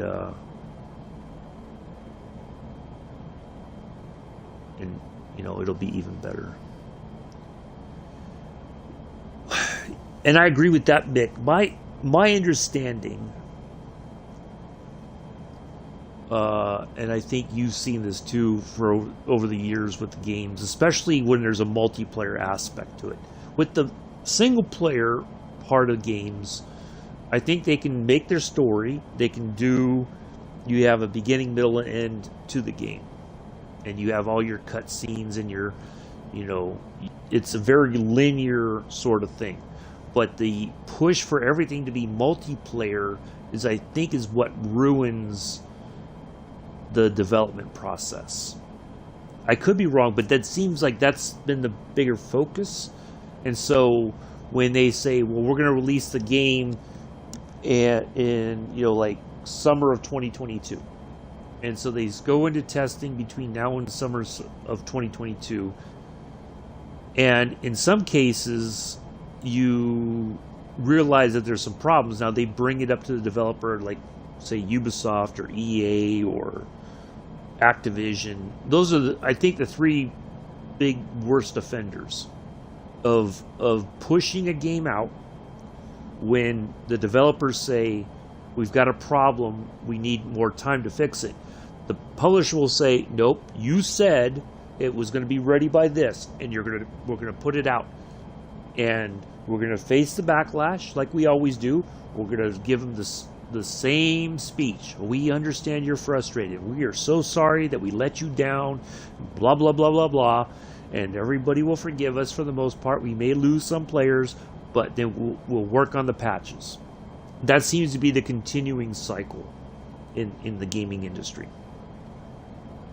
Yes, I agree with that as well. And it's taking a while because you have...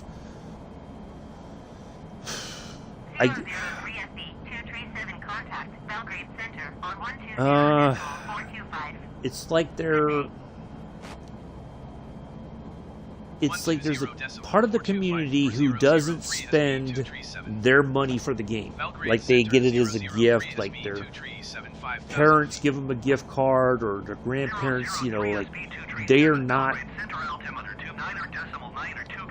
working to pay for the game themselves. So they don't have the same value as they would if they bought the game themselves. Like if they had a job or whatever, that they worked for that money to buy the game.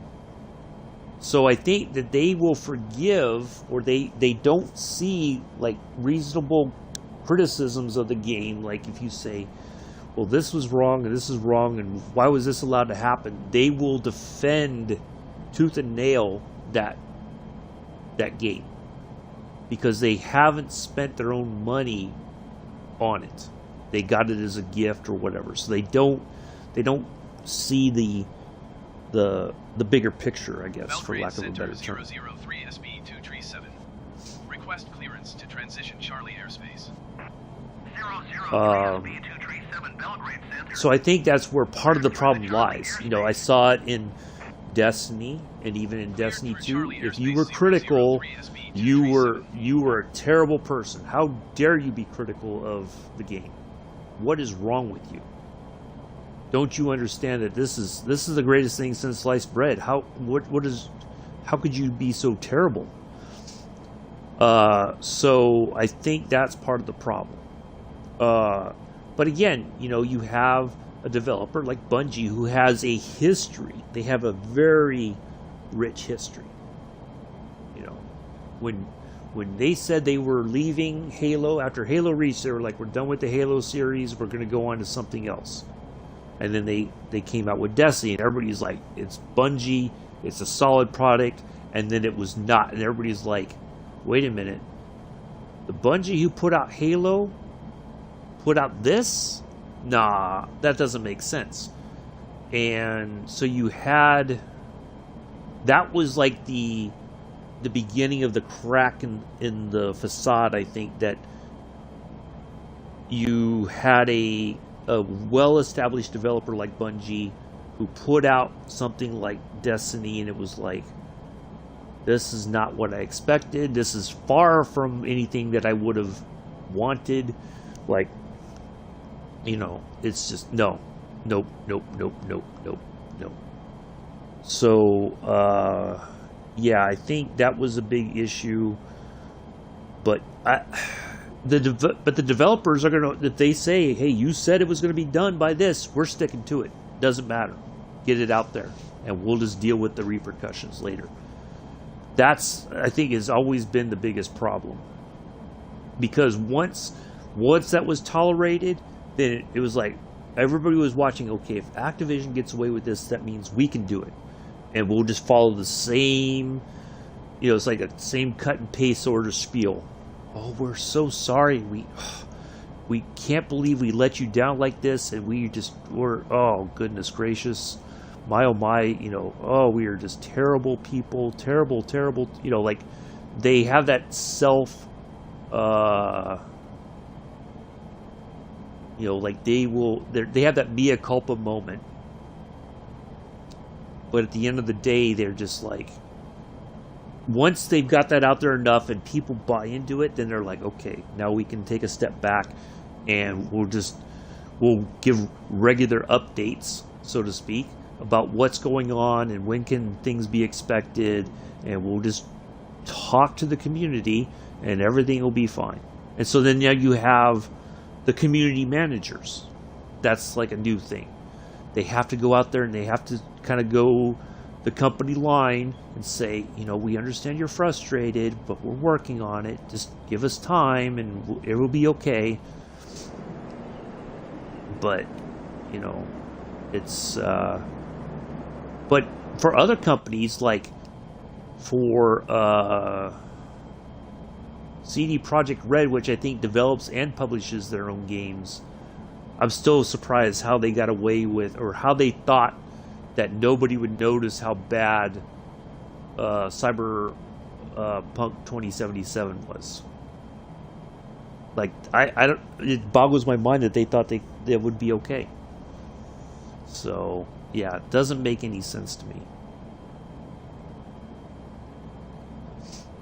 So, I think now those sorts of practices are they're bleeding over to companies that you would have thought, like most people thought CD Projekt Red would never do their fans wrong. Solid company. Everybody loved the Witcher series. Like, they would never do their fans wrong. And then look what happened. It just seemed like it was inevitable that they would.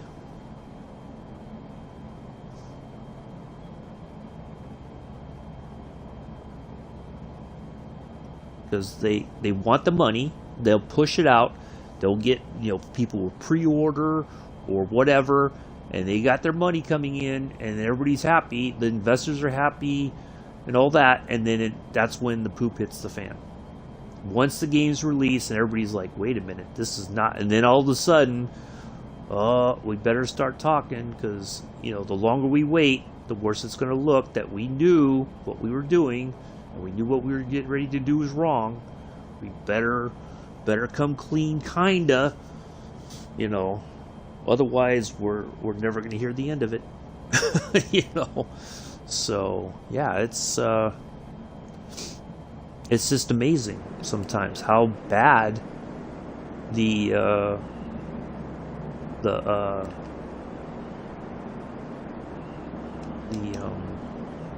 how bad it's gotten over the years. But again, I think part of it is that they want it pushed out because they got the multiplayer aspect to it generally. Nobody's really caring about buying a single player driven version of a game, because most people, like Call of Duty, they don't care about the story part, they just want the multiplayer part of it. That's what's driving the sales, is multiplayer. And, like I remember people in Joe's chat, Train Sim World 2 needs to be multiplayer. No, it doesn't. No, it doesn't. Absolutely not. No. There's no reason for Train Sim World 2 to be a multiplayer game. Because A, how would that even look? And then you're going to have people fussing over who does what. And then it's going to turn ugly. Multiplayer, as far as I'm concerned, generally ruins friendships more than anything else.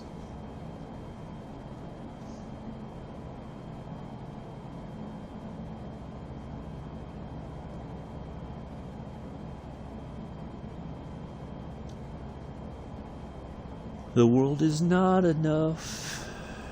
That's the one with what's her name? She was she seemed like she was innocent, but she was also like the villain in all of it until, what's her name? Oh, she's Sofia. I gotta look her name up. She's quite beautiful. Like, I'd never heard of her before until that movie.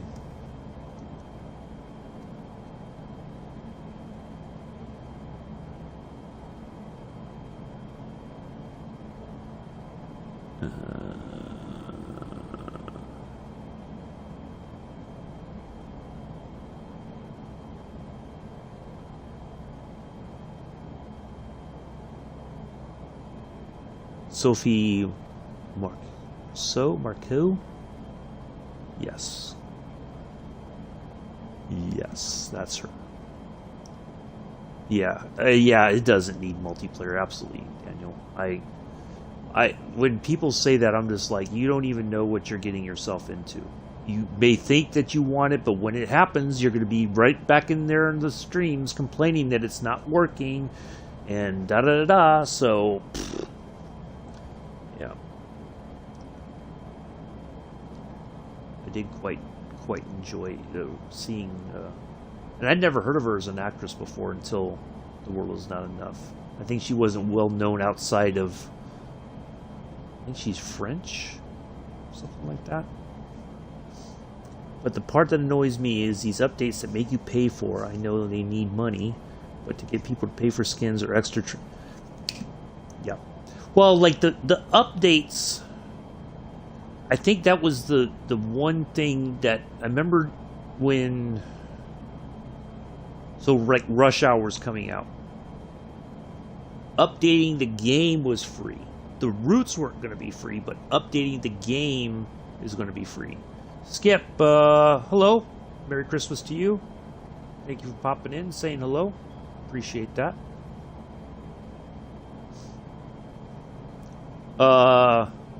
Which is where I think the confusion came, is that people thought that they were getting the routes for free as well.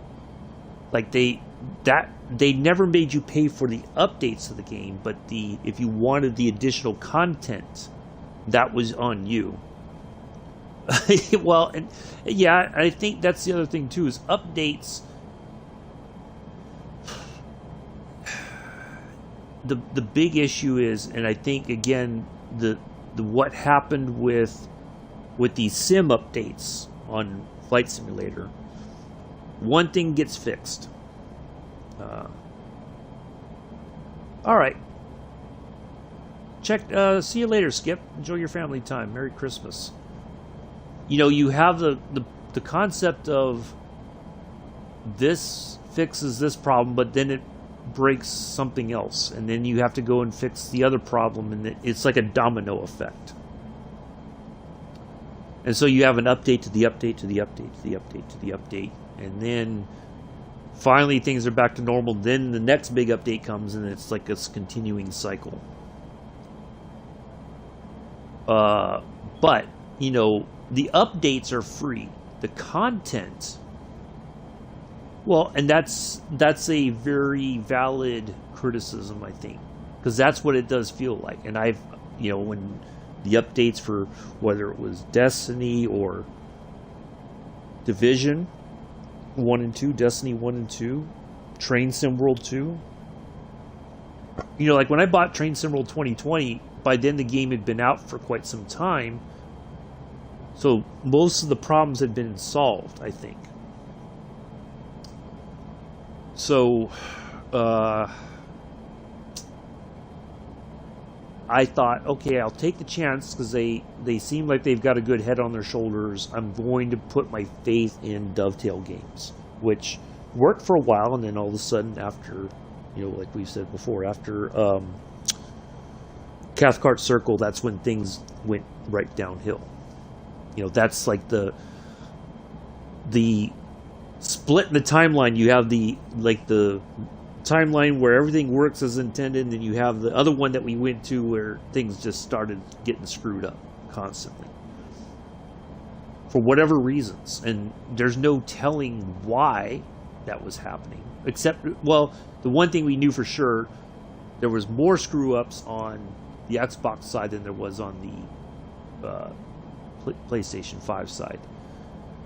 And going back to what we saw with PMDG and the DC6, I get the sense that, you know, these third-party developers, they talk to, or, you know, like Dovetail Games talks to Microsoft and says, you know, this is what we're doing, this is what we're working on, we want to make sure that it works. It's like there's that communication isn't working. Yeah. And I think because I get the sense that they do that, Daniel, because then it extends the life of the game. If they give everything at once, then and that's the crazy part.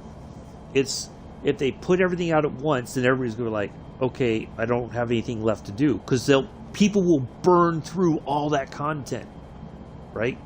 They'll play nonstop for like 3 days straight, and then they'll get all those miles done on that route and get, you know, whatever. And then they're like, okay, now what do I do? Oh, I'm bored. This sucks. You know, how come? So it's like this weird, it's like they're darned if they do, darned if they don't. If they give us the whole thing, then people will complain. If they give us it in pieces, then, you know, like they can't win for losing. You know. Where was I going with this? So I think that the problem lies sometimes not so much with the developer, it's that the system that they're working on, like seems to be two very glaring differences between the PlayStation 5 side and the Xbox side. Like it felt to me that Microsoft and Dovetail Games was not communicating very well. And I think that goes back to the fact that they're testing on a developer Xbox. They're not testing it on a off-the-shelf Xbox. So they can't, kind of like what we've had with Microsoft Flight Simulator, they can't really see the problems until it gets released, and everybody's like, what is this crap? What happened? You know? So I think that's the bigger issue, if I had to guess. Like, it just seems like that's the overall problem, you know. So it's up to the makers of the gaming systems to have a much better, clearer communication with these companies. Otherwise, it's gonna be a continuing cycle. Now, they may be okay with that. Microsoft may be okay with the fact that, hey, we're not going to give you what you want. You're just going to have to deal with it. And that means you're going to have to do patches out the wazoo. You're going to have to explain to your community why you failed, and it's not our fault. So I think part of the blame now has to be shifted to, not like PlayStation. I think, like, I remember when GT Sport came out and people were like really pissed, and then the head of development for GT Sport said, hey, you know what, we got it wrong and we're going to fix it. And that's exactly what they did. Over a period of time, they fixed the problems, they got to work, and they dealt with it. They didn't make excuses. They just said, hey, yep, we see why you're upset, we're going to deal with it, and we're going to move on from here. But that's the Sony side. It seems like there's just better communication for whatever reason. I don't know if it's just that's how their company operates, or if that's just a corporate standard somehow. But it seems like there's this chaos over at Microsoft, especially within the console division, for whatever reasons. I mean, I get that feeling that that's what's happening. So I don't know. Yeah, it's just very odd. It's just things seem to be like again, I think it's just a major communication problem. People, it's like being in a relationship. If you don't communicate, then it's easy to start coming up with different, you're going to make all these assumptions about the other party, and or you're going to make assumptions that are going to be more damaging than the truth. So yeah, I think the communication absolutely has to start working better. Otherwise, they're going to be, the gaming community is going to finally say enough is enough. In some cases, I think people are just going to give up and walk away from it, especially on the console side. Or if they do, they'll go from console to PC. And they'll just deal with it that way. So the console market, the sales will drop significantly. You will see kind of like what the dude said in Mixed Stream the other night about that they couldn't get any pro matches done. People they'll step away and they'll be like, I don't want to be bothered with this anymore.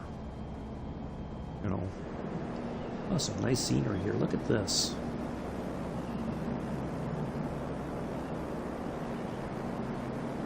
Wow, you could just go zipping through here in an F-14 or something. Just go wailing through and turn real quick, climb out. Yeah, that'd be interesting. So, yeah, it seems now that there's more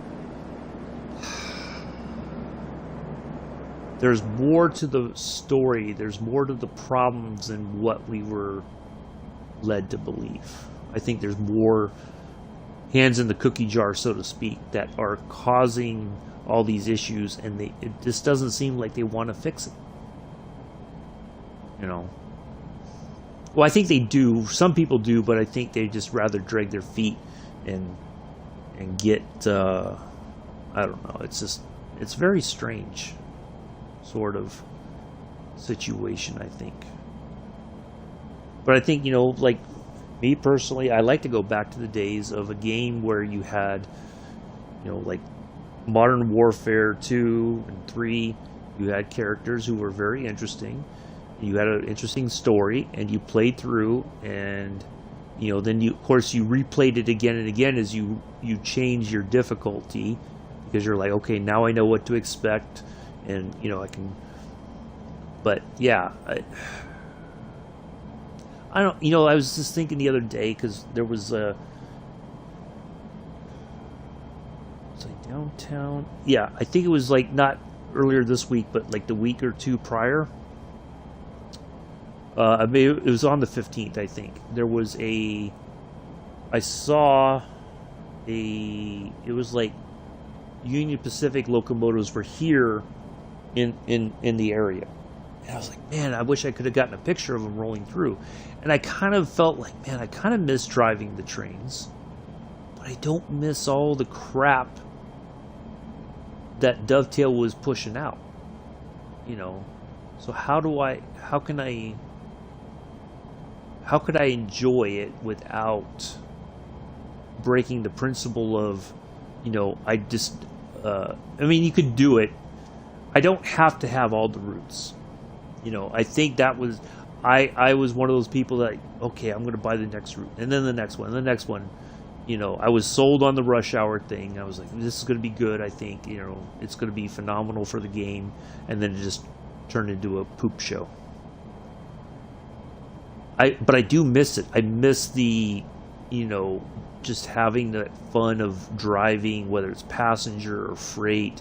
I miss driving the Peninsula Corridor, even though it's not like the most exact replication of the Bay Area. It's close enough that I know where I'm at. You know, like they get some of those landmarks right, like the sign there at Redwood City and all that. But I miss it, you know, I really do. And sometimes I want to download the game and say, screw it, I'm just going to do it again and just not buy anything. You know, I'm just going to say, nope, you're not getting any, I'm not buying any more of your new routes. I'm just going to take what I've got and that's it. Or I'm just going to download what I enjoy and that's it. The rest of it, I'm not interested in. So, I mean, but it's difficult because then it feels like I'm still validating their bad business practice by doing that. So then it kind of feels like it's a moral choice. Do I go with this and say, you know, there won't be any new content on Train Sim World 2. We're just going to play these routes and that's it. But then I don't get that people would be excited about that. Yeah, and that's another thing. That's a very good point, I think, too, Daniel, that some people, I think Pithers was one of those folks that said, I want this route, but I'm going to wait till it's on sale. Because generally, I get the feeling that when it's on sale, that's like the sign that things might be a little bit more stable for the route, you know? So I don't know. I do miss it. I'd like to bring it back because I don't. As much as I like farming, I don't get the sense that it's like, I mean, it's a nice chill thing to do. You know, we're harvesting or we're whatever the case may be. But, oh yeah, we are doing that this Sunday. We're going to finish up. We're going to keep working on that potato field for a bit, I think, just to get that, try to get that knocked out. But, you know, it's not that exciting, you know? Like, I think if it was a multiplayer, like if I had people helping me, that would be a bit more fun. But, yeah, it's hard to say. But yeah, I honestly do miss the trains. I really do. I cannot lie. But again, it feels like if I download it and bring stuff back in? Am I compromising my my values, or my am I saying it's okay that Dovetail Games, I'm okay with the way that you did all this? And maybe the best thing for me is to not. Yeah, that's a very valid point, Daniel. So it's a very difficult thing, and I guess the best that I could do is to not be in the Dovetail Game forums, to not go to the website at all, and not watch the roadmap streams or listen or anything roadmap related. Just ignore it and just enjoy driving the trains, that we like driving. Like, it feels like I feel like a sellout if I do it, to be honest. I don't know why, but I just get that. Yeah, it feels, I know this is going to sound crazy, but it feels dirty.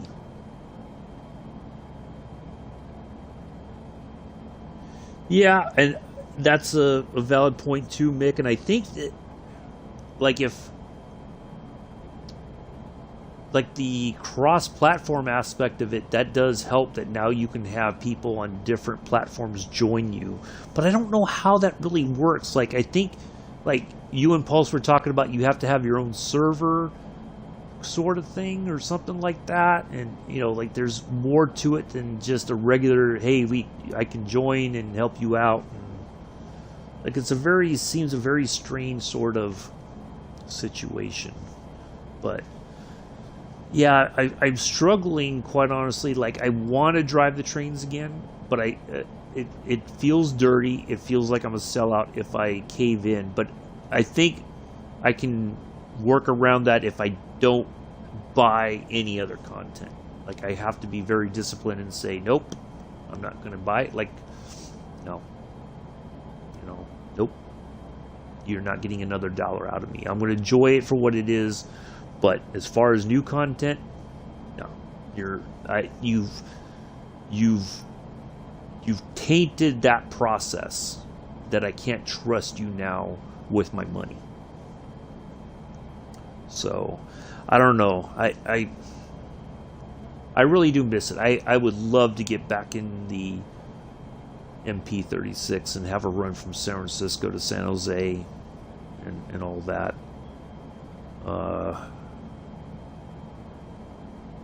Yeah, I really enjoyed that. I don't know, it's just...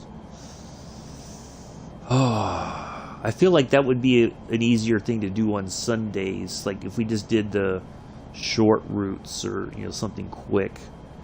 The farming, I don't know. I like it, but it feels a bit... I don't know.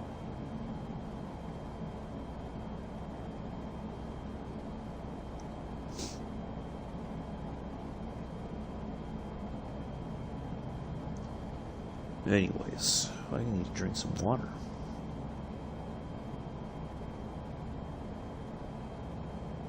Been talking quite a bit today. But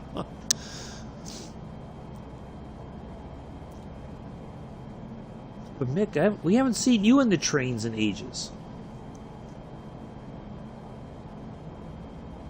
Yeah, I'd like to do it too. I'm just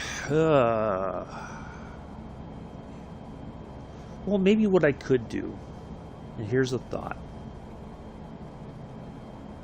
If I do, the trains one Sunday, we do a route on Sunday, we still fly, maybe we do, the scenic thing would be much shorter, of course. We just zip around and see some sights and all that, and then we'd land. But then maybe, one Sunday we do the trains, the next Sunday we do the farm, and we just, every other Sunday is either trains or farms. It's a long journey. Yeah, it is. But it's just very, I don't know. I agree with what you're saying though, Mick. I think that's a good way to do it. I would. That means, well, not that I have not played Division 2 in a couple months now, and I don't miss it, to be honest. I mean, I kind of do, but I kind of don't. You know, for lack of a better term. So if I deleted that back off my drive, I think I would be okay with it. You know. You know, it was a good distraction, you know, in between getting Flight Sim and leaving Train Sim World 2. So, yeah, I don't... Man. Yeah... Well, maybe in the new year, once things kind of settle back down, Mick, maybe you can add that into the schedule.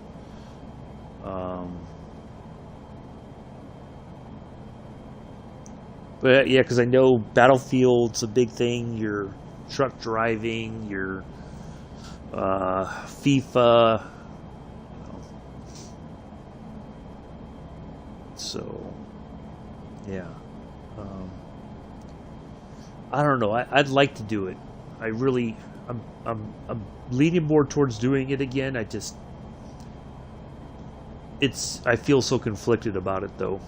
But I think, you know, if you just get what you know works and what you enjoy and just leave the rest of it alone, you know, and just do, you know, I think I could live with that.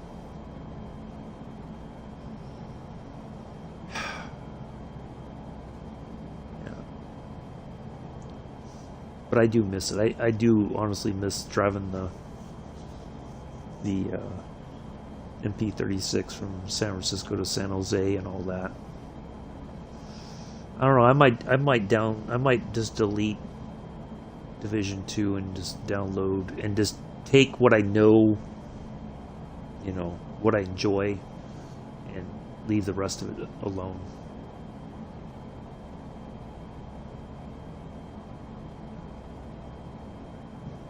What I really need is one of those external drives for the Xbox, like the additional storage space. Then I can leave some games. Like, it may even get to the point where I feel like I gotta delete Farm Sim 19 in order to have all this, because this game alone is takes up a lot of space. So yeah, I don't know. It's tough. Tough all over.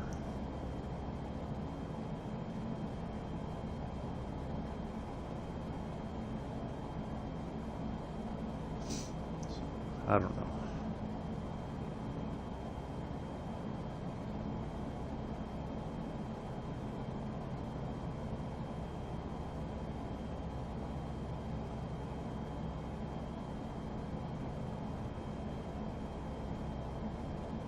Or, well, maybe, here's a thought too. For the Train Sim Sundays, if I do decide to do this, I think then, kind of like with the Flight Sim, we're doing viewer requested flights on Fridays. I could make Sundays like a viewer requested route. You get one route and that's it, you know. But if it's like, you know,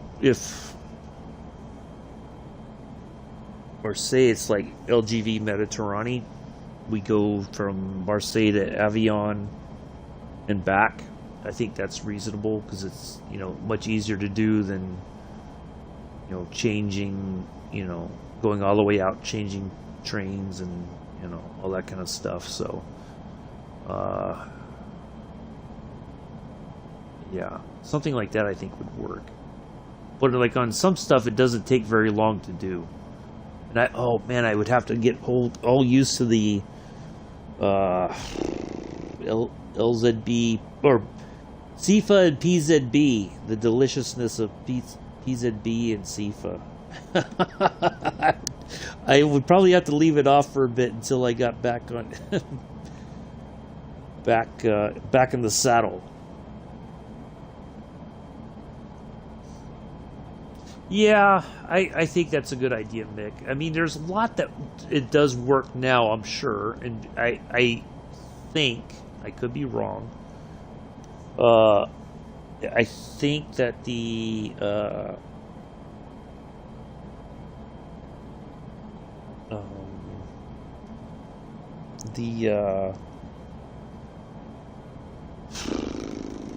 like I hope that the issues from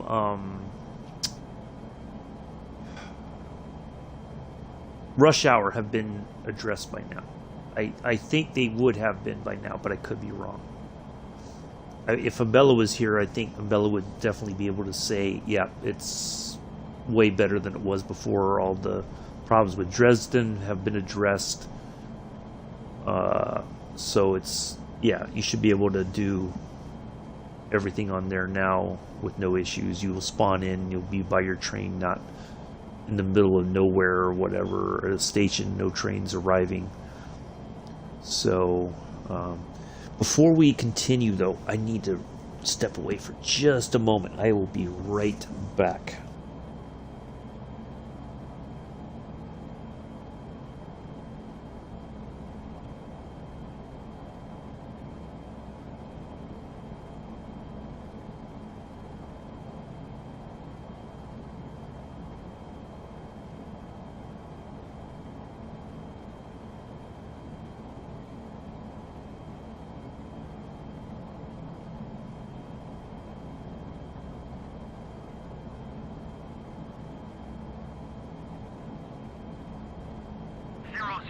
SB237, contact Sofia Center on 122.75. Good day. 122.75 for 003 SB237. Sofia Center 003 SB237, 6,400 feet. 003 SB237 Sofia Center altimeter 29.92 continue to Kilo Alpha Lima as planned.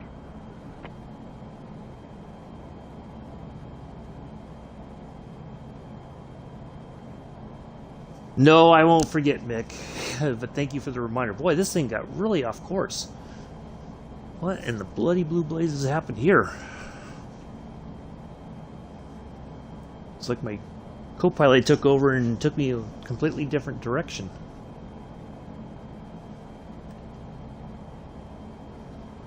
Oh, anyway.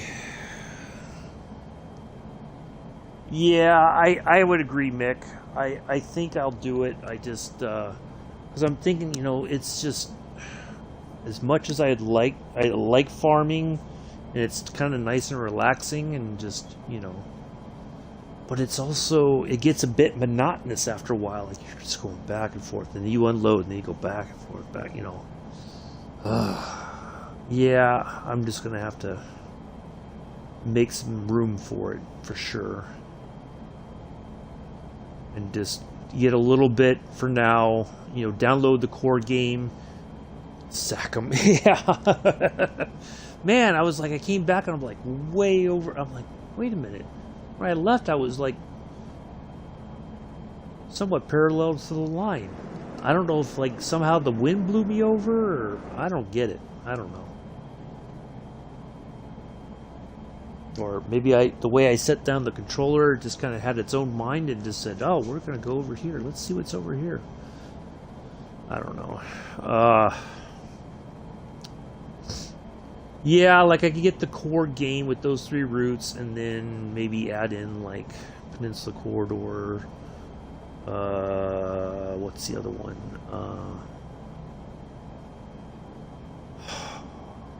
The one that goes from Brighton to Seaford, East Coast Main Line or something like that. I don't know. Hello, Amela.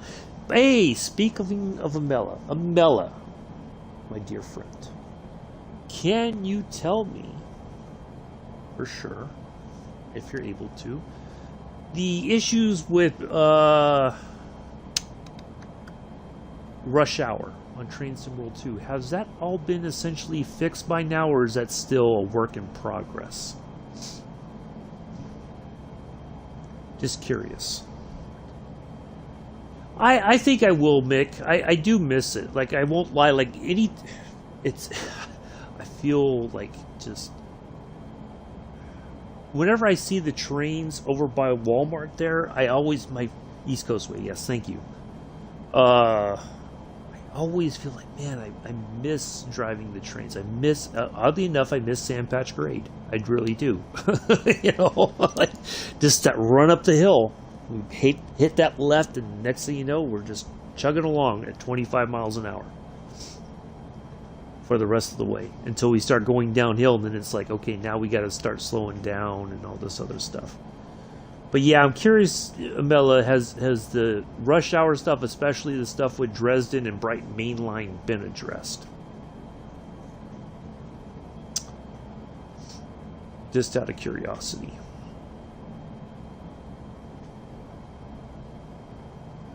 Maybe Miller went silent again. Uh-oh, he's asking about trains. What do I say? What do I do?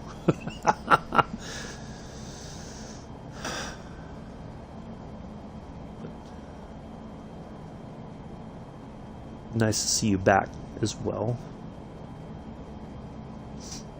So yeah, I'm just curious what you know or what you can say or what your gut instinct is about. Oh yeah, I miss Sandpatch Raid too. Matter of fact, you know what? What are we doing Sunday? That's going to be another long flight because we're doing point to point. Matter of fact, all right. Here's what we're going to do. We're going to change things up a little bit. We're going to shake up the repertoire. So Sunday. Contact Belgrade Center on 120.425. Good day. Sunday we will do Sandpatch Grade, and then we're going to do a scenic tour. We're gonna move that Robin Cap 10 to another day in January. 003 SB237 Belgrade Center altimeter 29. So yeah, we're gonna Sunday we'll do a flying tour instead of doing it tomorrow. We'll do a flying. Have been fixed kind of till happen, of course, but it will happen less times than it will be likely before. Basically, it'll be minimal. Okay, so like for Dresden, when you spawned in for at Dresden, and you were supposed to like hop on the train, or you were supposed to be in the cab already, and then it had you on the platform and no train showed up. Has that sort of stuff been addressed, or is it minimal to? I mean, I don't know. Maybe I just stay away from the rush hour. I did like Boston, quite honestly. The Boston route was really good, Boston to Providence.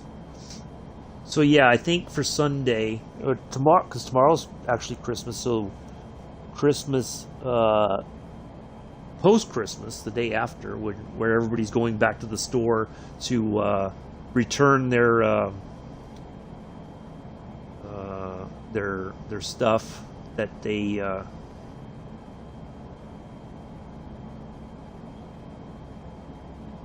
didn't want, that they got for Christmas. Thank you, Mick, I appreciate that. I just saw that pop up, and I think we were both on it at the same time. I was like, I didn't hide them. So, all right. Anyway, so yeah. So Sunday we will do Sandpatch Grade, and then we'll hop down to Monterey and do the flying tour. We'll take off from Salinas in the biplane, go over Laguna Seca Raceway, because I don't want to call it WeatherTech. I'm just going to call it what it is: Mazda Raceway, Laguna Seca. It's not WeatherTech Raceway to me. It'll always be Mazda Raceway, Laguna Seca. Bots are back. Yep. The bots don't take Christmas Eve off. That's for sure. So yeah, I'm just going to have to make the room. We'll do Sandpatch Grade, and we'll do... and then we'll do the flying tour of Monterey. We'll take off Laguna Seca, Monterey Bay, down along Carmel, and then there's an airport in Carmel that we can land at. So, Oh, they were already here even before that, Mick. At least I felt like that was the case. I could be wrong.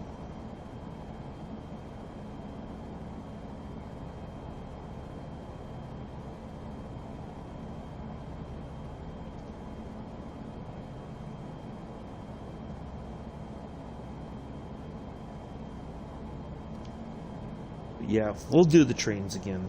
We'll do it on Sunday.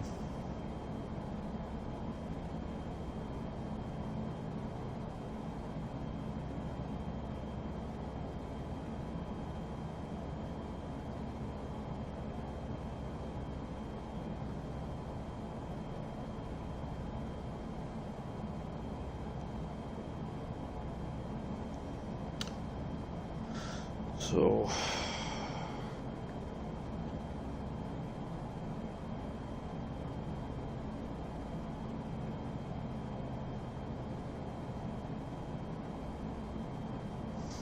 yeah, I think we'll do that. Ooh, oh man, I got distracted. Sorry. Oops-a-daisy. Ooh, oh, we're gonna go right over this mountain here. Look at that.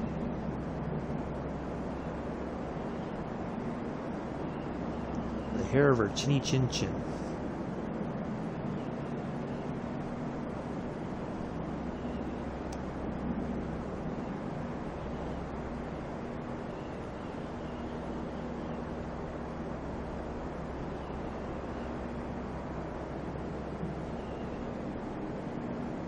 This thing just wants to always... I don't know, maybe it's the wind or something.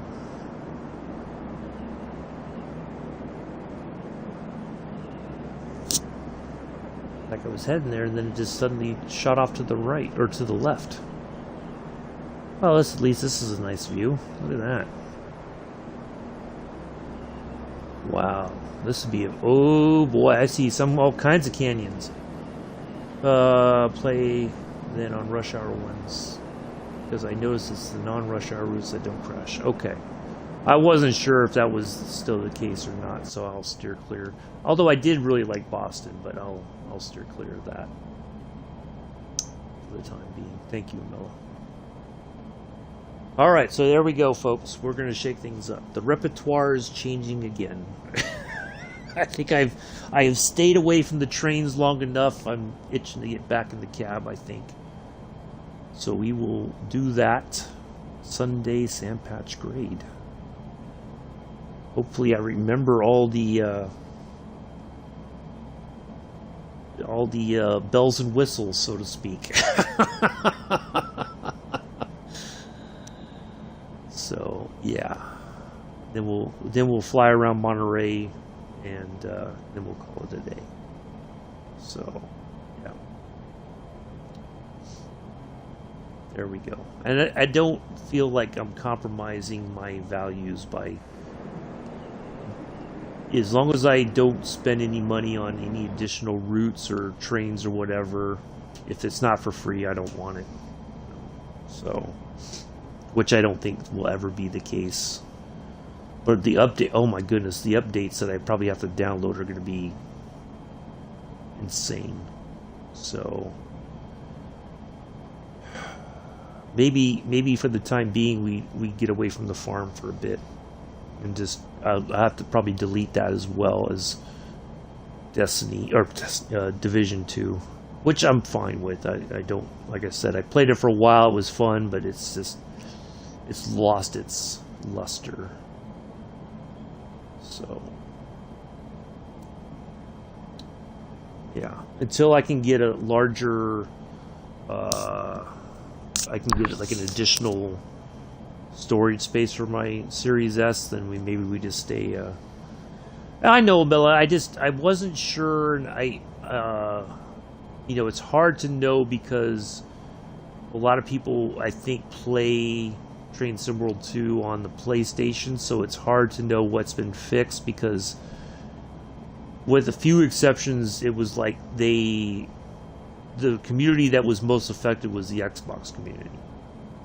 But yeah, I think if I steer clear of the roadmap, steer clear of Dovetail Games website and all that, then I think we're going to be just fine.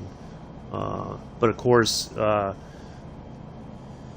only time I may go to the forum is if I see if there's a problem and it's like, is it affecting? Is it just me, or is it the whole community kind of thing? But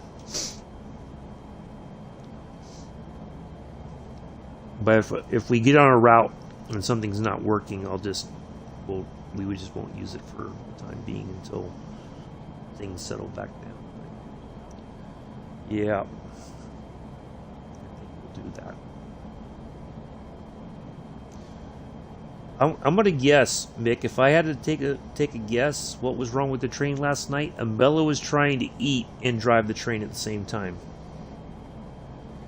I think so too, Daniel. But it's hard to say sometimes because it may just say, "Oh, now that you got this content, oh, there's all these updates available as well." So I probably have to go through that today. I'll get that done as soon as we wrap up the flight today. So we're almost there. So, yeah.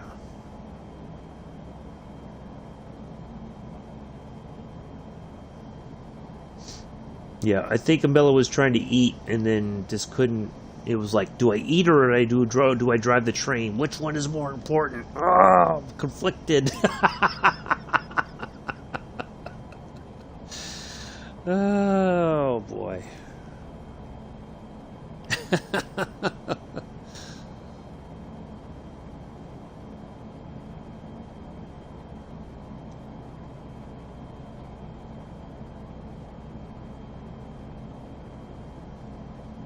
That's my guess. I could be wrong, but that's my guess. Alright, wonder if we are close enough. Let's see if LBSF Sofia shows up on the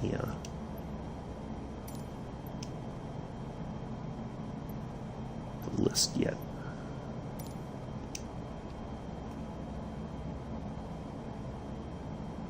There it is, right there. Ta-da! Runway 9 is our... Sofia Tower 003 SB237 is 45 miles northwest, 7,000 feet with Yankee to land. Shouldn't have to go through each... Yeah, you might be right, Daniel. It's... There we go. We got a straight in approach. Nice. Fly straight in runway 09er 003 SB237.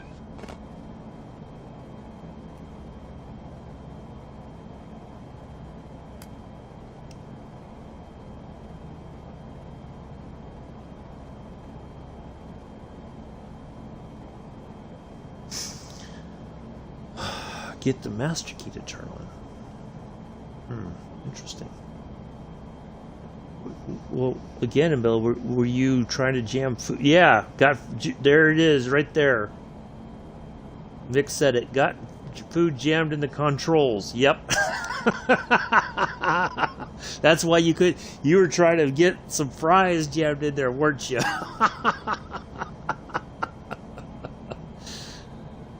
Oh, boy.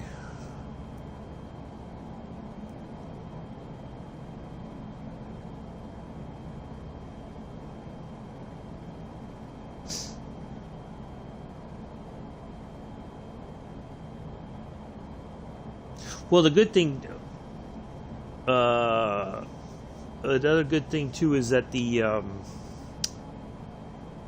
with my new internet, the download and everything should be a lot quicker. So, yeah. Or maybe you were trying to jam some roadkill chicken in there or something. I don't know. Speaking of which, oh, that's right. Chris is with family, I think, today. Because I was saying I haven't seen Chris all day. He'll probably pop in here just as we're getting ready to land like he did the other day. So.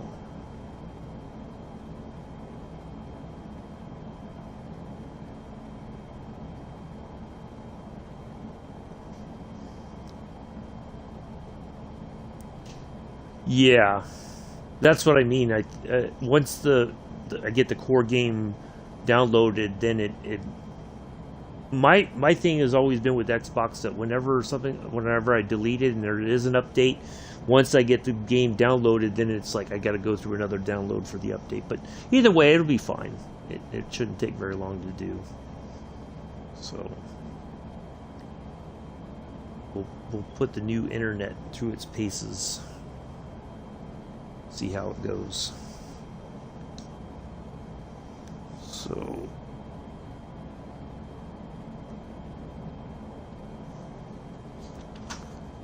yeah, we will just 26 will be bumped into the new year. So yeah, I'll get everything sorted. I'll for sure I'm gonna have to delete Farm Sim off for the time being, and very likely I'm gonna have to delete Division 2 off, which is fine. Like I said, I'm not. I don't. You know, I haven't played the game in a couple months, and I'm okay with that. It was fine for a while, but now it's kind of like, ugh, I just can't be bothered with it. So,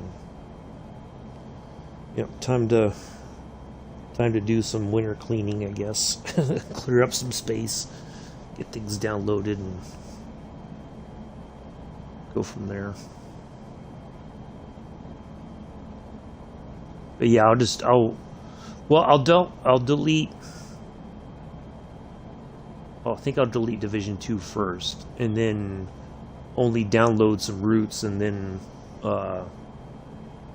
see how those go, and then add on some of the stuff that I know works here and there. And then if I have to delete Farm Sim, then we'll do that. But I think it's still gonna take quite a bit of space or something. So.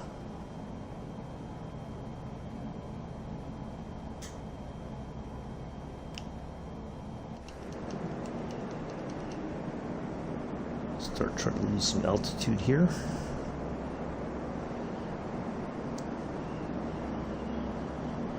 Yeah, how long before we land? Probably another...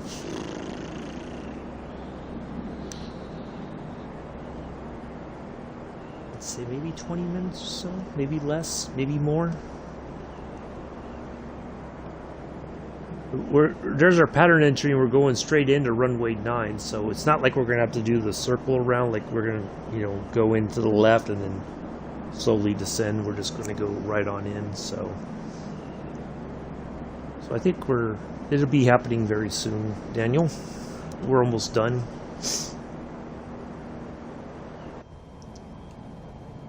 I think that's Daniel's way of saying, "Are we there yet? Are we there yet?"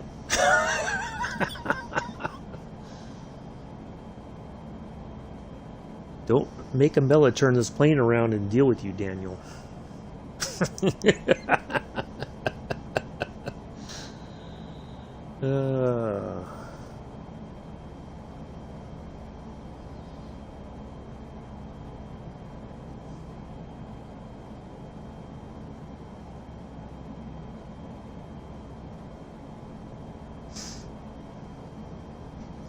Yeah, new fiber optic cable and all that, fiber optic internet. That does make a difference. I'm just debating when to go for my fish and chips, so if that's... Oh, okay. Well, I appreciate that, Daniel. You know, we're almost there. So that's the line for our next marker. We're just going to go straight in for the pattern entry. We're not going to mess around and wait.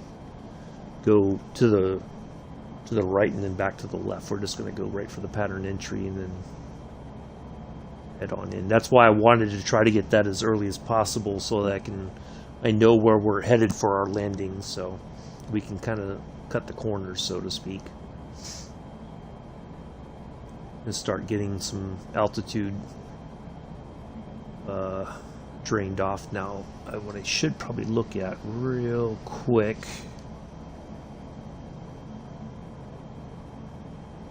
just out of curiosity, because I feel like this runway is at some bit of altitude.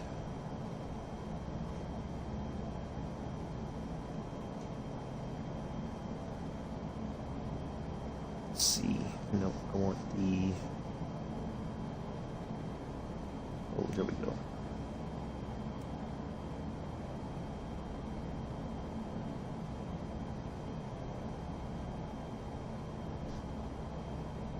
$1742. Okay, 1739.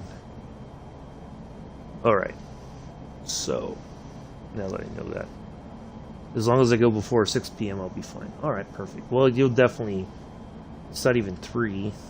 It's like 2 o'clock. So yeah, you'll definitely make it there before 6, Daniel. I can assure you that. It's not going to take that long for us to land. So yeah, we are. It is up a little bit in altitude, I think. That's the runway.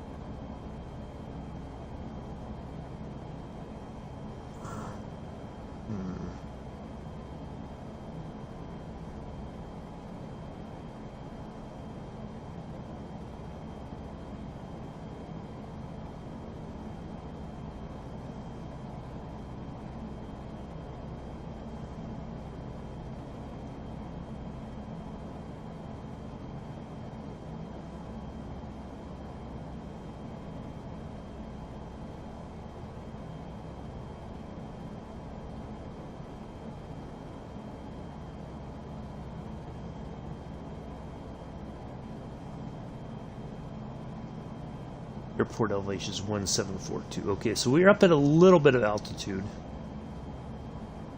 We need it because we got P3, PS4, and a PS5, the PC, 4 Alexas, and a Skybox. Wow.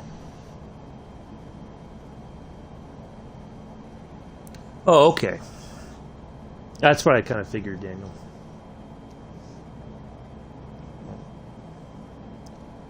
You'll have plenty of time. As long as Amilla doesn't call ahead and cancel your order or tell them not to serve you.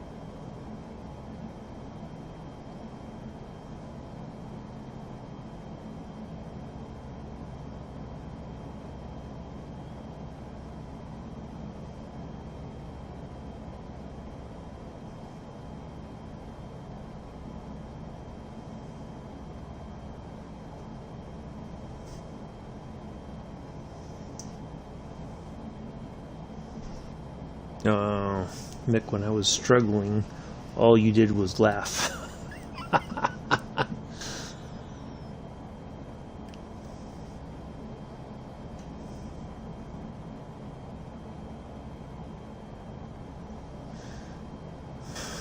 That's true. I mean, even though I've been playing the game for a while, there's times I'm like, why isn't the train moving? What am I missing?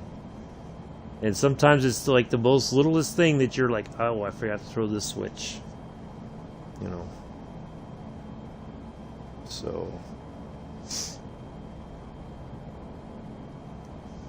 yeah, we'll get that going. I'm looking forward to a run on Sandpatch Grade. Matter of fact, we may even just well, I think with the weather in this part of it should have the snow already. We may not be able to. So yeah, hopefully it's got snow and we'll have a nice snowy ride on Sunday up the mountain.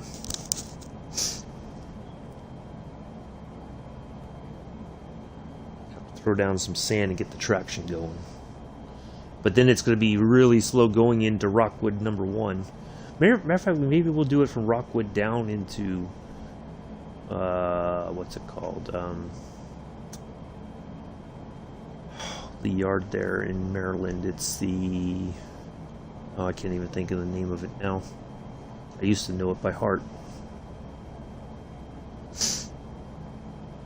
Cumberland. Yeah, Cumberland, that's it. I think that's it.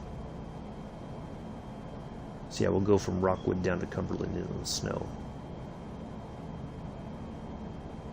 Once we get over the grade there, going towards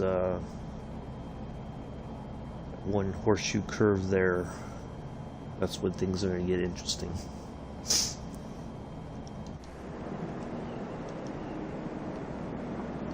Let's start slowing down here.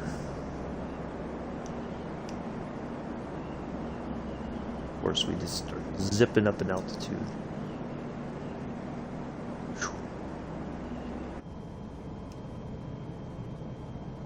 Oof, well, that was...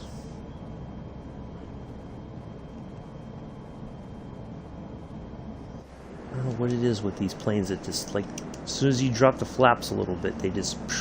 And I guess that's just how it deals with the reduction in speed with the flaps. Put the gear down even though it's kind of early. There we go.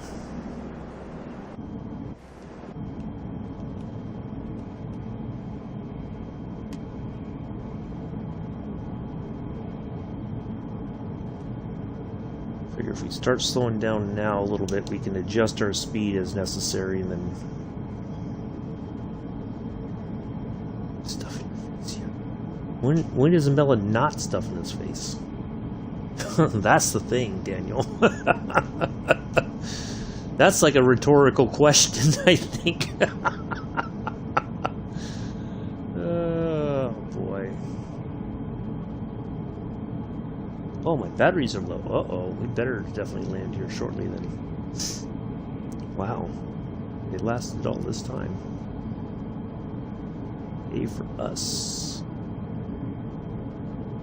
Well, hopefully we make it to the landing.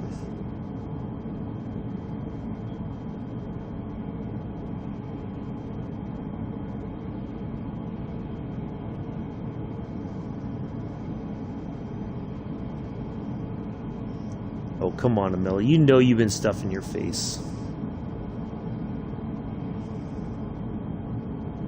You've already had your pre-breakfast. Now you're having your breakfast. And then you'll have your post-breakfast breakfast. And then you'll have brunch. And then you'll have lunch. And then you'll have your post-lunch lunch. Come on now.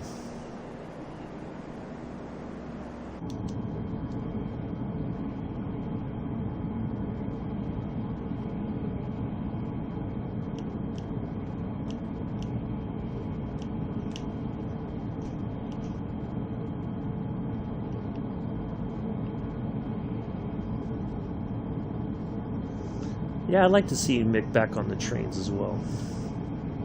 I missed being in the stream with them when we did the run up Sand Patch there. That was fun. Everybody's like, oh, the smooth voices in Mick's stream. What's happening? I'm not used to this. This is different.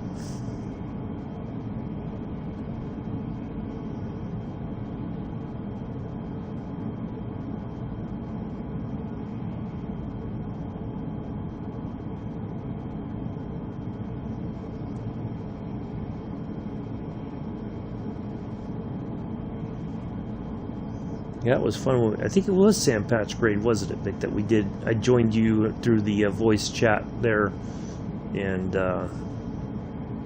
walked you through the through everything, and we had a good laugh along the way.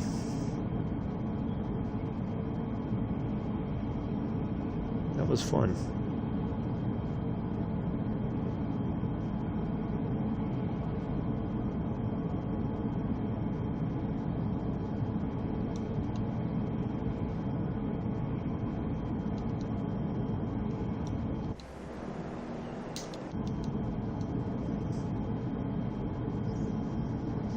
Yeah, it was good stuff.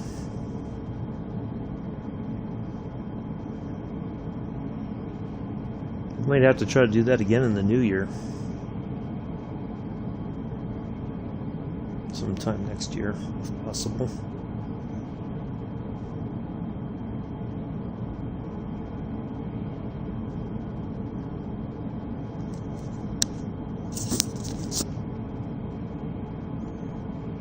If you want, be happy to do that again.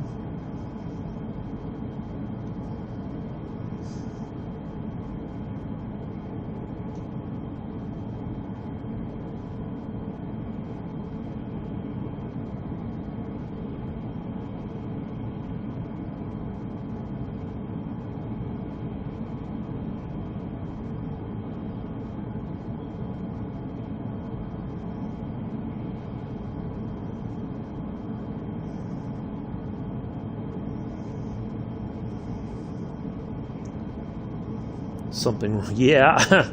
Yeah, we did have some good laughs that day. That was for sure. I think that was a good 3 hours or so, and that was fun. I had a good time with that.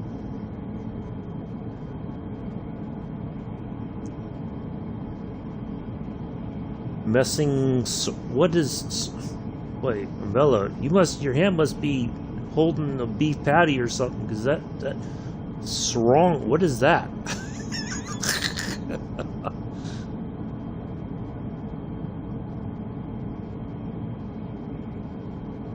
The same to you, Amela. Appreciate that. Happy to have you here.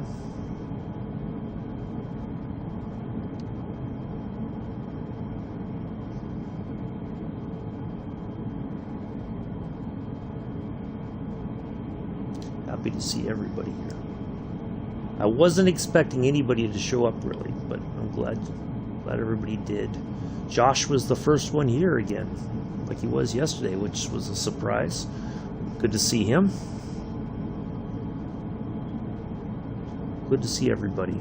Greatly appreciate everybody coming in today. All right, we are getting ready to land. So we will be turning here in the pattern entry shortly.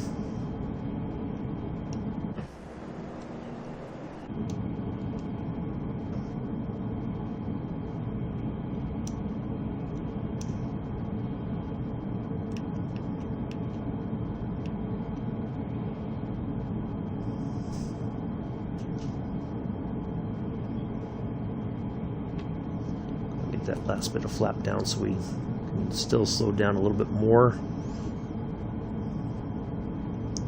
Adjust our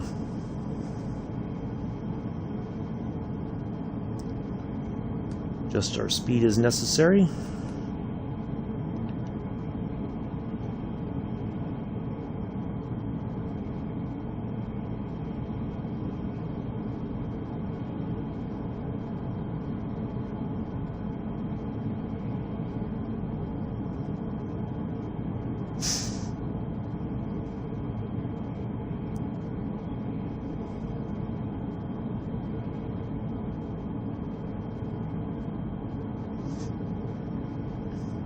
Right.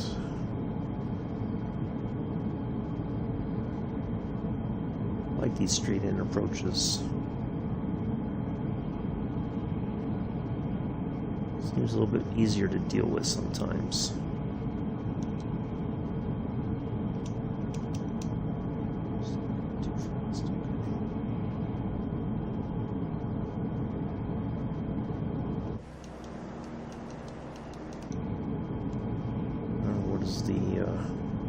I think it's said before, I just don't remember.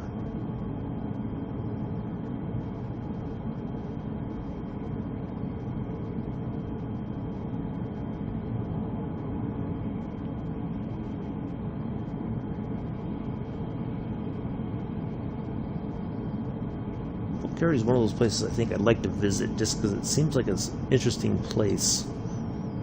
I don't know why.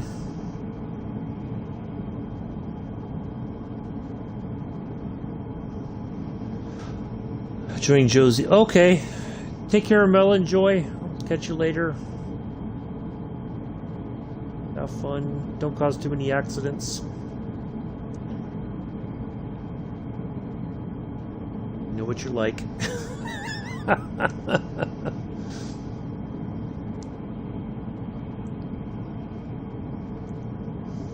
Oh, that's right. Daniel will be over there for his mod duties.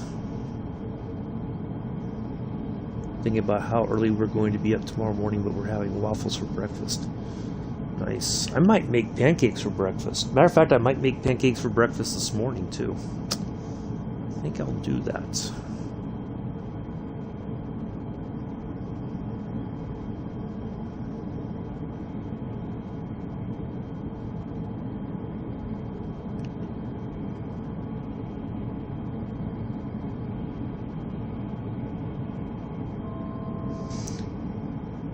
I might pop into Joe's, yeah, good luck, Joe, exactly. Might pop in and say Merry Christmas to Joe.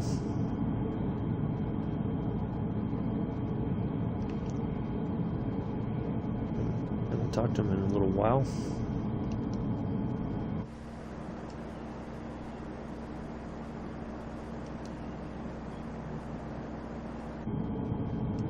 Pop in and say hello, and then before the numpties get out of hand, I'll just zip right back out.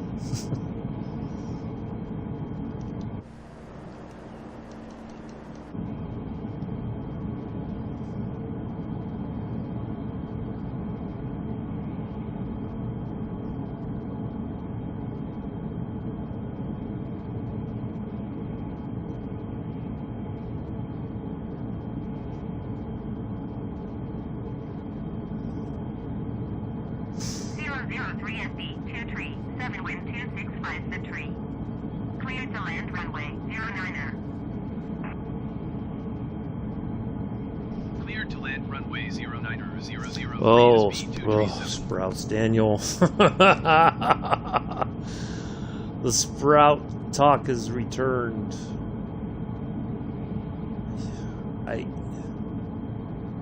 I don't know, even if I was starving, I don't think I would eat the little alien brains. I'm sorry, but no. I think I'd rather eat dirt. Or mud. It's no. Like alfalfa sprouts, I don't mind, but Brussels sprouts, nope. There's no way you can make them. There's nothing you can do that's going to convince me that they are delicious. I don't care what you put on them. I don't care how you cook them. Nope. They will always be little alien brains to me.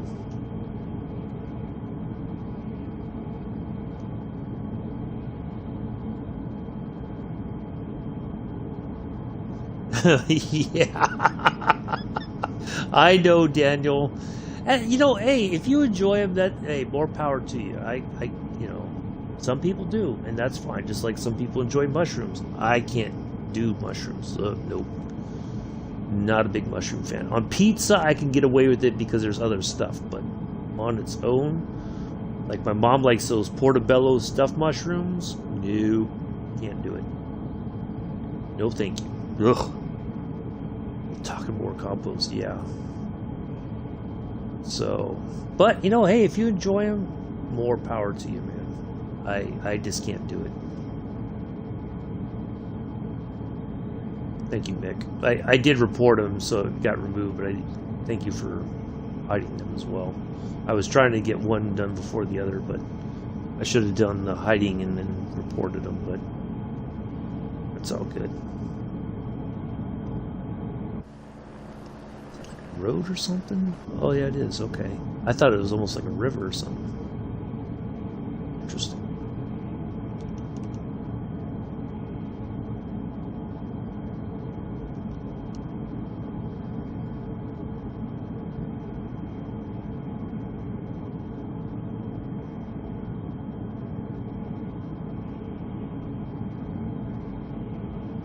I feel like I'm fighting against the wind, even though it's like a 3-knot wind. It's like I'm having a heck of a time just keeping this thing reasonably lined up.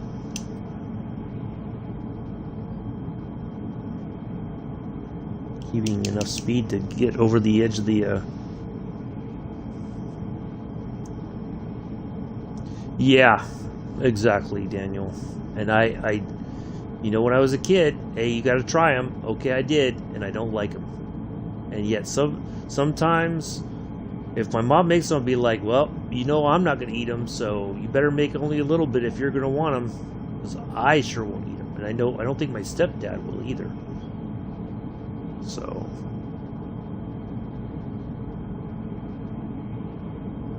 but that's I think that's just the way things are sometimes, you know, with food. There's things that you like and you're like, oh yeah, I'll eat that all day. Like asparagus, I love eating asparagus. Cauliflower, broccoli especially. I don't mind broccoli. But yeah. I like the cauliflower. You can put a little bit of cheese on the cauliflower and that's okay.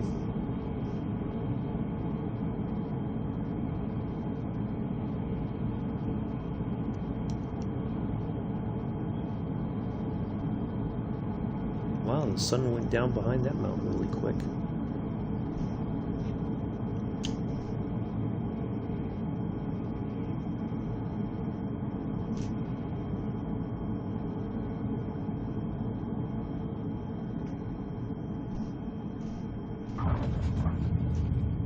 There we go. 003 SB 237 exit runway when able. Well, on behalf of myself and the entire flight crew, including First Officer Josh, we'd like to welcome you to Sofia, Bulgaria. The local time is, I couldn't tell you, it's probably late afternoon. So, we know. We understand. We appreciate the fact. The aftermath from eating spouts is fun. Oh, thank you, Mel. Appreciate that. Take care. 003 SB 237, turn next taxiway. We're just going to turn right off here. Screw it. 003 SB 237, contact ground on 118.1. Going to 118.1003 SB 237.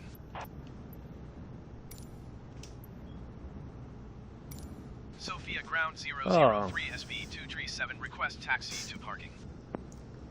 003 SB Boris. 237 taxi to general aviation parking using taxiway Alpha. Who is Boris Pog in the chat? Taxiing to That guy general Oliver. I don't know who you're aviation talking parking by about. Taxiway Alpha 003 SB 237. We don't have a Boris POG in the chat. If that's your name and if you're showing a different name, then that's not appropriate. I'm gonna have to kick you. So either you clarify your comment or move on, please. I'm not sure what you're talking about. So if we just landed and yeah, I don't know what you're on about. If you're making a political comment, then you're violating my rules. So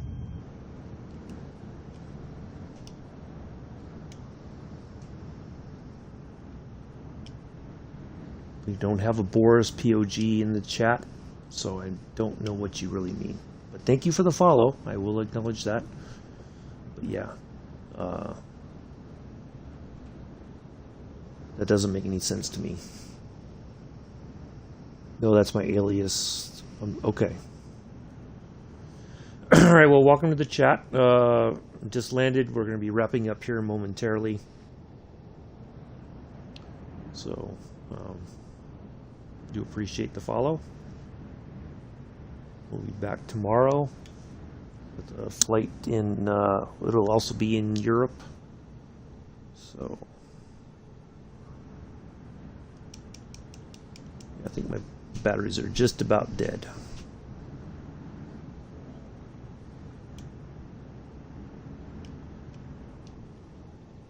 When I landed, I didn't get the, like normally my controller does something when I land, so yeah, I got no, the vibration is completely off, so we made it at least to the airport without the batteries dying completely.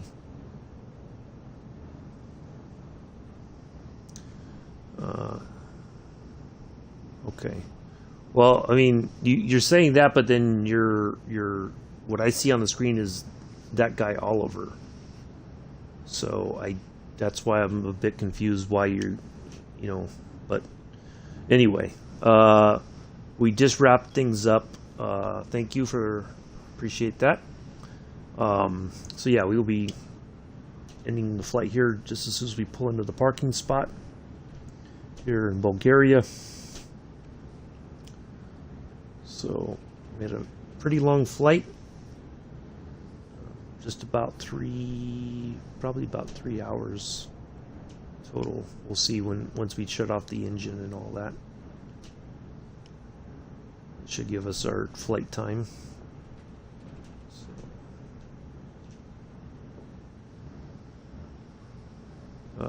Oh. Hold on a second. Let me park the plane first, then I'll look at your.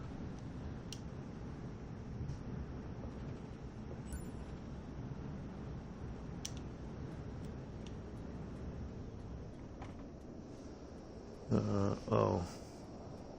Okay. All right, let's turn off that. There we go. Thank you, Daniel. Appreciate that. Nice to see everybody here. 2 hours, 52 minutes. That's not too bad. So just under 3 hours flying. Just a little bit over 3 hours streaming. So anyway, that's going to be it for today, folks. I do greatly appreciate everybody coming in, hanging out here on Christmas Eve. I will see you all tomorrow, Christmas Day, in the Robin DR400. We'll be in Europe still. So take care. Enjoy the rest of your day. Peace. Live long and prosper.